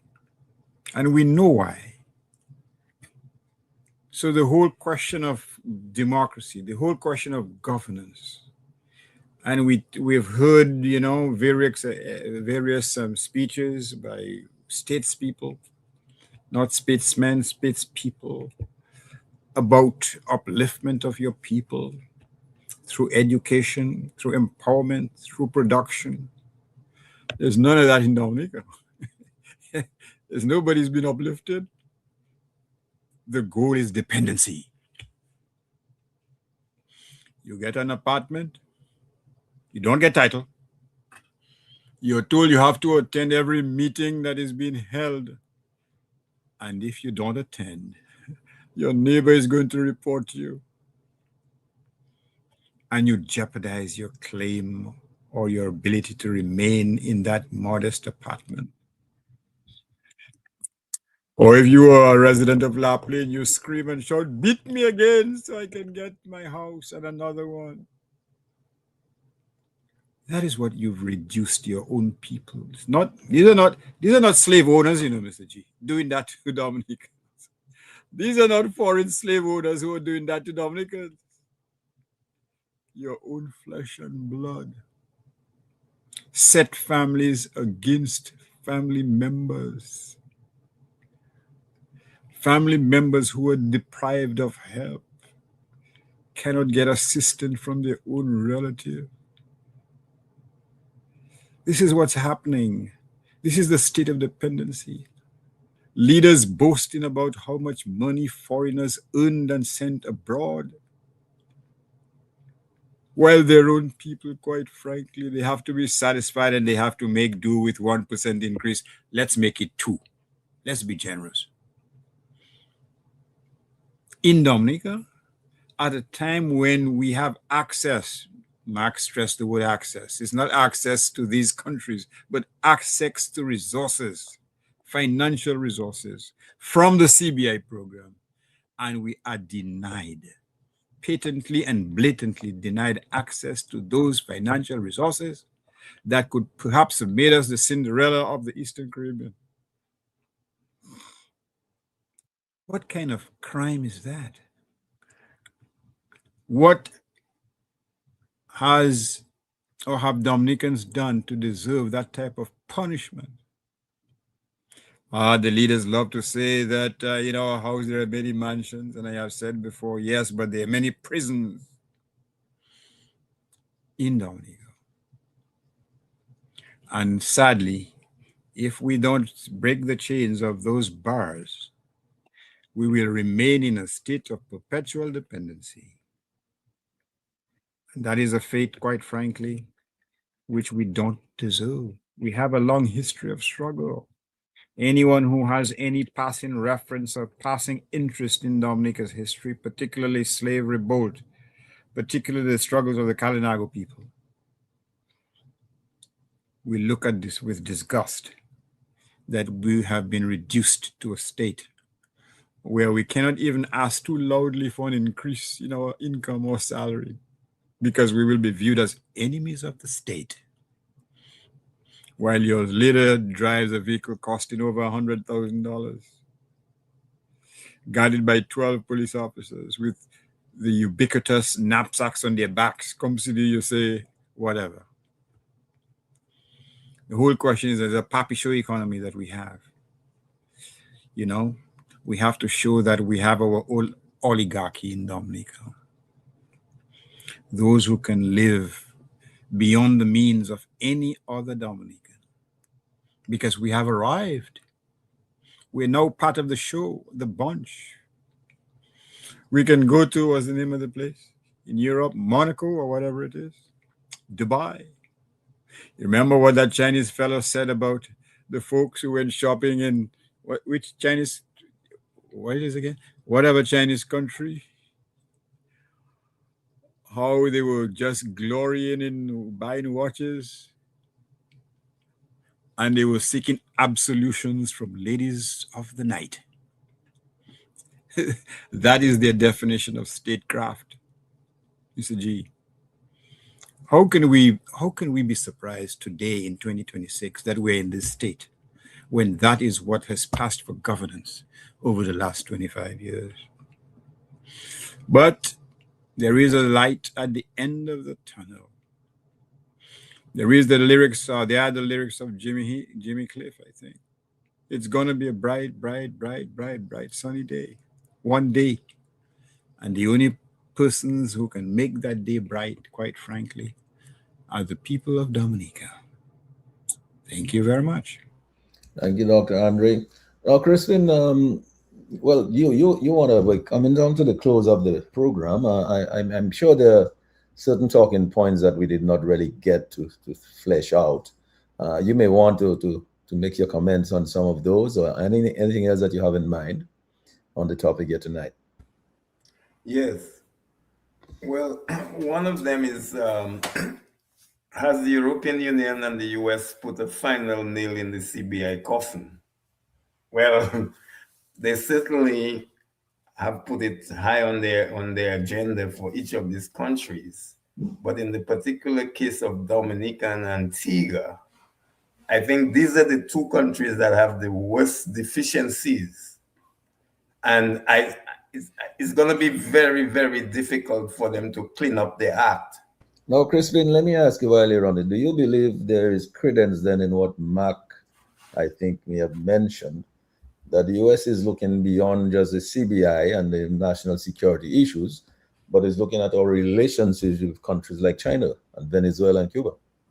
Oh, most definitely.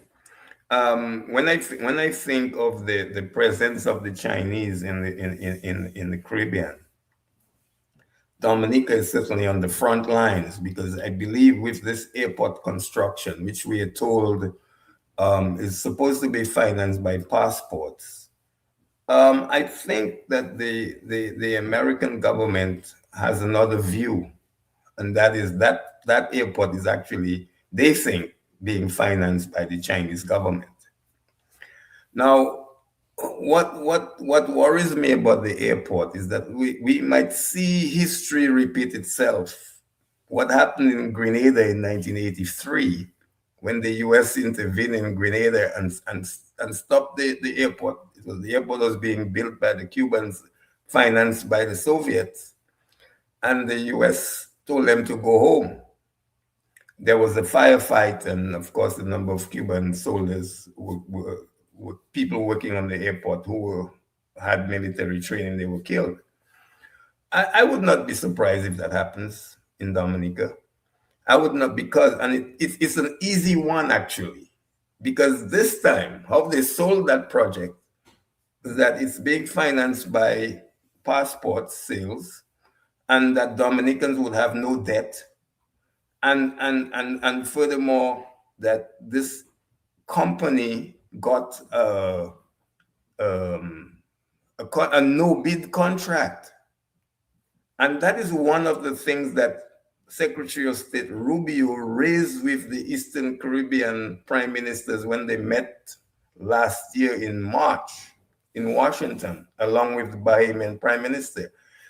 Rubio said, you know, when you give no-bid contracts to Chinese companies, that's the Communist Party of China that you're giving these contracts to. But I am not convinced that it's this story about it's passport money that's financing that airport. But I may be wrong, Mr. G, but you know, I'm skeptical about what has been told to the Dominican people on that question. Now, it will be very simple for the US to given what Mark has laid out and the Donald Trump doctrine for the region.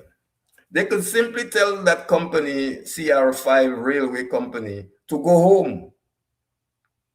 You know, they wouldn't be offending the Chinese. They'll just say, one of your companies got a no-bid contract in Dominica and they're doing environmental degradation in Dave Wash. So they should pack up. So the future of that airport is in question. So that's one. So what I'm saying is that what played out in Grenada in 1983 could play out in Dominica in 2026 or 2027. So that's one. But you also ask, and whether CBI is a national security risk. Well, if you look at CBI as the financing of a Chinese asset in Dominica, it is a national security risk to the United States, without question. The other thing I wanted to raise is that, we talked a lot about Europe. We didn't talk about England, UK. They put a visa requirement on us 3 years ago. And Dominicans didn't really understand why. Do you know why? And I want to say that to the Dominican people tonight. The reason is a lot of people with the Dominica passports, not natural born Dominicans, entering UK when there was no visa requirement. And then they apply for asylum in UK. That was what was going on. So they said, oh, that's what you all are doing? Okay, we're going to shut down this thing and we will require a visa requirement. And it hurts our people because we have a large diaspora in England, and our people from time immemorial, from the time I was born, you could go to England without visa. Now, to go and see your family in England, you need a visa. We don't have a British embassy in Dominica. You have to go to Barbados to get one. And the chances of you being denied is real. So, it's hurting us. It's hurting our people. And it's time for our people to wake up. Now, our people in England have not organized to lobby the British government to say, don't hurt us natural born Dominicans. We need to stand up as Dominicans and say to the Europeans, don't hurt us, the natural born Dominicans. Our government don't care about us. That's why they're doing the course of action they're doing, and now they've put us in jeopardy. And so we can't go to Europe anymore. We can't go to England anymore. And pretty soon, well, the US has already shut us from coming. Not even our students can get student visa to go and study in the US now. So we really have reached what I said before, that fork in the road. We've reached this inflection point that the Dominican people must wake up and smell the coffee. That's it, Mr. G, for me. Now, before I let you go, Crispin, could you give us some examples of the type of people, the categories of people who got these Dominican passports from some of these countries, and who may have been entering the UK and seeking asylum? I mean, because we understand that these passports are sold to Russians, they're sold to Pakistanis, they were sold to Iranians, they were sold to all kind of people. Give us a few examples. And some of those too may have had diplomatic passports. Yes, well, we've had, Dominica is credited with having a business selling diplomatic passports. And even to the extent that there was a case which most Dominicans don't know about. There was a case when we took Switzerland to court at the International Court of Justice around 2007, because a Russian man, we were fighting for him because the Swiss said he's persona non grata in Switzerland. He had the Dominica diplomatic passport. He was our ambassador to Switzerland, and the Swiss sent him home. He lives in Monaco, and he got the Dominica government to take Switzerland to court. I could write a book on that because, I was the ambassador of the UN and I had to deal with it. And thank God for President Liverpool, who said that can't stand. But that did not get in the public domain. I have the file and I will write about it one of these days. But the thing is that, Mr. G, we sold passports to Iranians. And Dominica seemed to be the only country in the 5 who found that niche. The agents, we lost control of the program. So the agents start selling to Iranians, much to the dismay of the United States. You don't sell, I would not sell passports to Iranians because it raised a red flag right away. But these passports end up in the hands of the Iranian Revolutionary Guard Corps, of which Alariza Monfared was one of them. He, not only did he have a CBI passport, he became Dominica's ambassador to Malaysia. So then there's a place called Kurdistan, which is the autonomous region of Iraq. Almost everybody in the government in that place has Dominica passport. Then you have drug dealers from different places. You have Russians. One of the reasons why the British also put a visa requirement on us is when the Ukraine war happened, they insisted that passports to Russians must stop. Dominica continued to sell. We have a hotel in Loda that's financed by passports sold to Russians. So, you know, this is just give you a snapshot of what we've done, what our irresponsible government has done and continues to do. But now the chickens have come to roost and they can't clean up their act. So it's left now to the Dominican people to understand that it's not business as usual. Our country is tarnished overseas, tarnished. And there's not enough paint in the world to wipe it clean.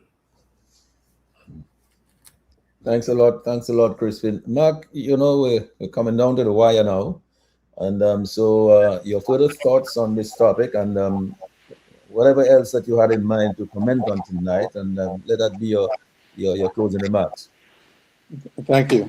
It's been a rich and informative discussion.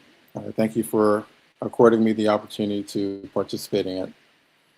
You know, Ambassador Gregoire just said something that, frankly, it puzzled me. In that it's what's reported, but I don't see how mechanically it works. He spoke about you asked him about, Mr. G, about the types of individuals that would find themselves in the UK under a citizenship by investment program.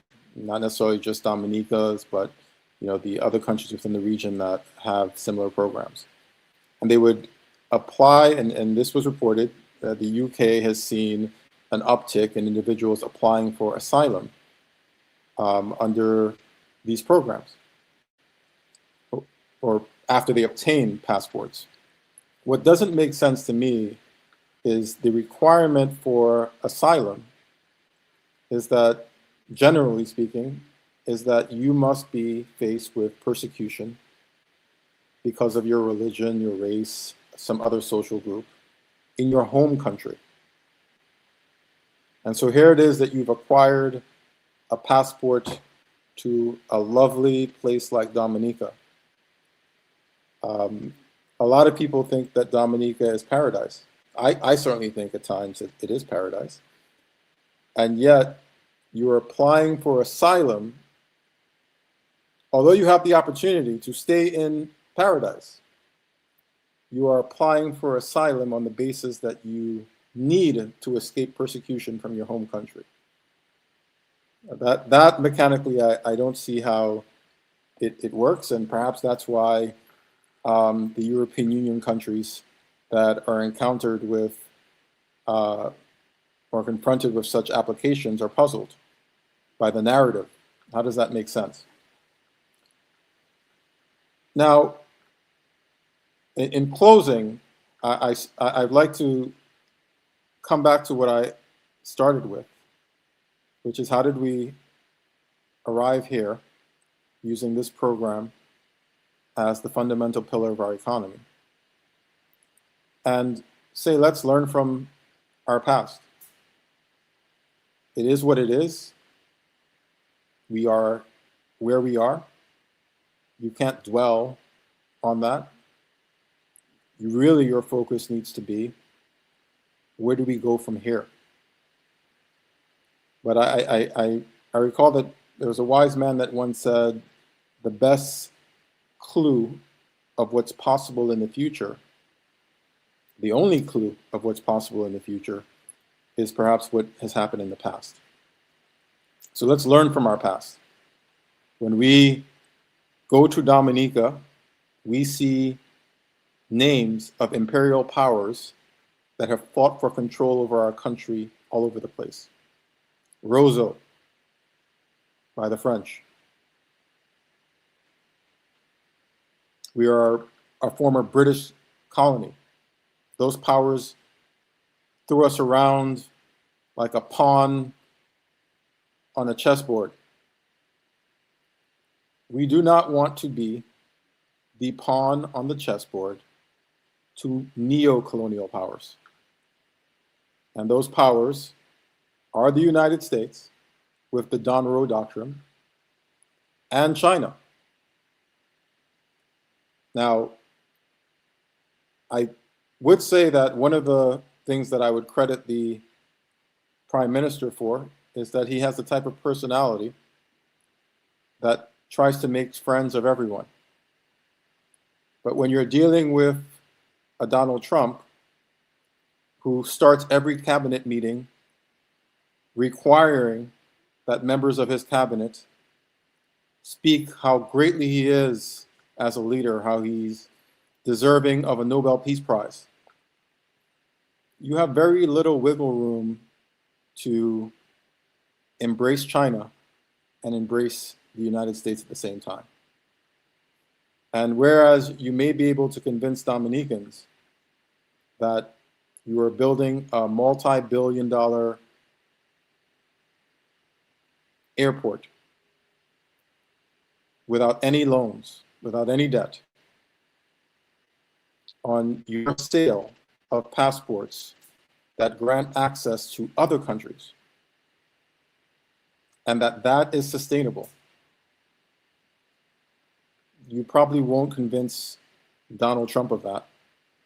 He's probably asking for more of you than what you're offering to your people. So I think that we have to look back at our past, look at what has worked for us, embrace legitimate businesses that employ and empower average Dominicans. We're only as strong as a country if the common man is doing well, if the common man says, I'm going to feed my family, man or woman, not by begging the PM for a handout or a cool out, but because I have the opportunity here to sell this product, to sell this service that is in demand. If you would have asked us to forget about the history of Ross in this country and think, would it have been possible to start an American medical school that qualifies American doctors in Dominica and have that sustain 30% of our economy? There are more Rosses out there. I think we need to embrace those type of businesses that are more intuitive to our sustainability than thinking we can continue selling access to America. Because Trump may not get a third term. A Democrat might come in and those policies may be rescinded and CBI may start flourishing again. But do we really want to wait for the next Trump to come into power and then find ourselves wondering, how are we going to fund the essential elements of our economy? How are we going to invest in our economy? We don't have to do that. So I think we should use this as an opportunity to pivot and move in a more sustainable direction. Thank you. Thank you, Mark. Thanks a lot for those final words. Crispin, you want to make a closing remark? You need to unmute your mic. We need to say, Mr. G, that Yeah. I worry. I worry about the stability of our beautiful island. I think that those people who always ask, if not CBI, tell me what, I'll say to them, you need to look at building a sustainable economy. And Dominica has the natural resources to build a sustainable economy. And those people who have chastised Dr. Fontaine, who said that he will phase out or phase down CBI, they better embrace Dr. Fontaine's view, because he's totally right. Maybe he knew that the European Union was going to strike. That's why he made that statement days before. Very prophetic. So I just want to say thank you very much for the opportunity to be on this program tonight with the esteemed Mark Douglas and Dr. Andre. And I think it was really an enlightening session. Thank you. Thank you, Crispin. Dr. Andre, you have the final word, but I mean, you can introduce in those final words any other thoughts that you had on any other aspects of the topic there tonight, which we may have overlooked. One of our panelists made passing reference, I should say, to the whole phenomenon of reparations. Now, in principle, I support the drive for reparations. But let me ask this question. Reparations to whom? Tell me, reparations to whom?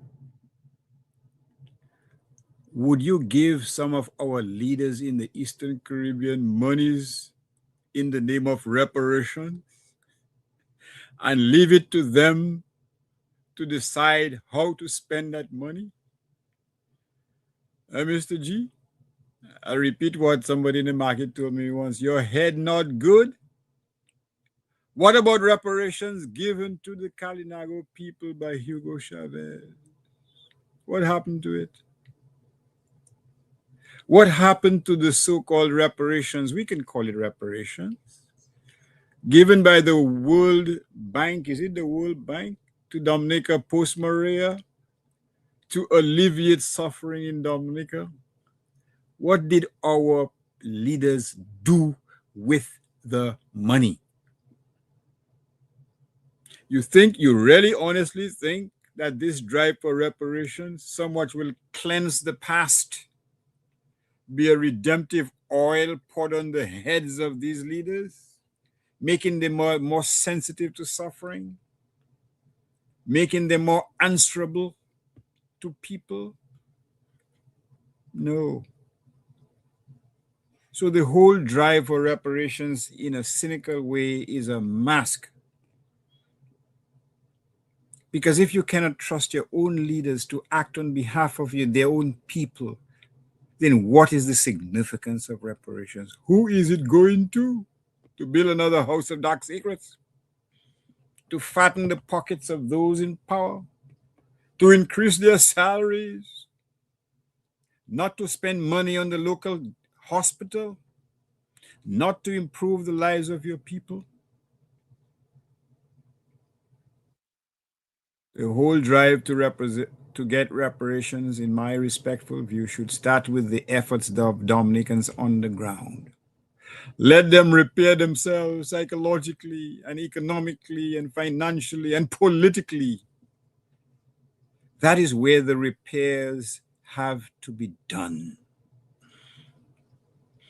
They have to get reparations, not in the sense of getting a handout because they will never reap the benefits, but in repairing the psychological, economical, financial, and political damage that they have suffered over the decades, because they are the biggest loser.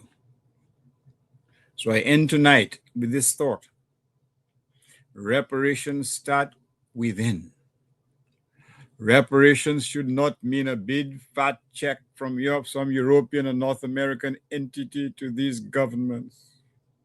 because the money may not even trickle down to those who are most in need of it. That is the problem. Reparations have to start within ourselves. We have to show that we can take our history in our own hands, and we can make that history serve the Dominican people.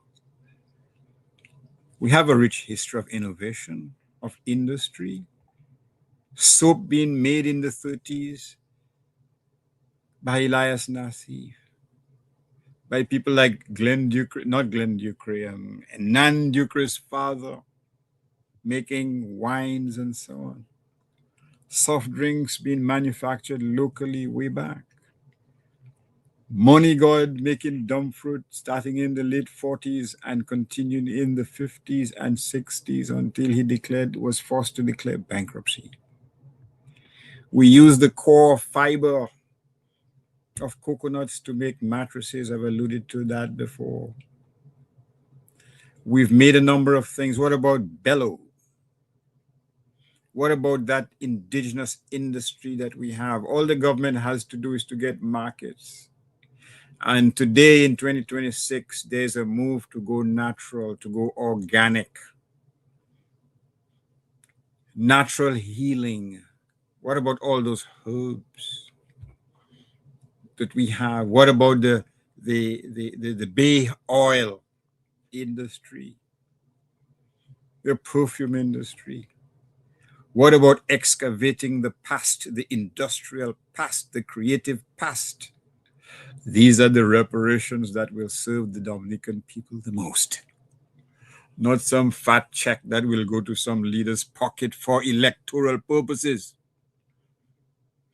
Reparation should begin with our own selves, within us. And that is the message I leave to Dominicans on the ground. Are you prepared to be involved in that wonderful initiative, excursion, odyssey to make your own reparations? Thank you very much and good night. Thank you, Dr. Andre. Well, I must say excellent contributions coming from all of our panelists here tonight, from you, Dr. Andre, from former Ambassador Crispin Gregoire, and from Mark Douglas. You know, a young man, but, you know, very intelligent, very deep, very substantive. Mark, it's good to get to know you. I just want to say good night to all these folks, and thank you to all these folks who are following us on Facebook and on YouTube and on the radio and on your telephones and wherever you are in the nook and cranny of any community in Dominica, in the region and globally. Thank you for staying with us for this couple of hours. And we will see you again next time, maybe next Tuesday on another topic. But gentlemen, I just want to say a pleasant good night to each and every one of you. And thank you so much for your contributions to this program tonight. Good night, Lambi. Good night, Sherwin. Good night, Dr. Andre. Good night, Crispin. Good night, Mark. Take care, everybody. Talk to you another time soon. Bye for now. View on Q, the big station. Insights into where the people of Dominica and the Caribbean came from. Understanding our past. Embracing our present. Charting the way forward into our future. Together, eliminating poverty. Embracing justice, peace, and togetherness. The Global View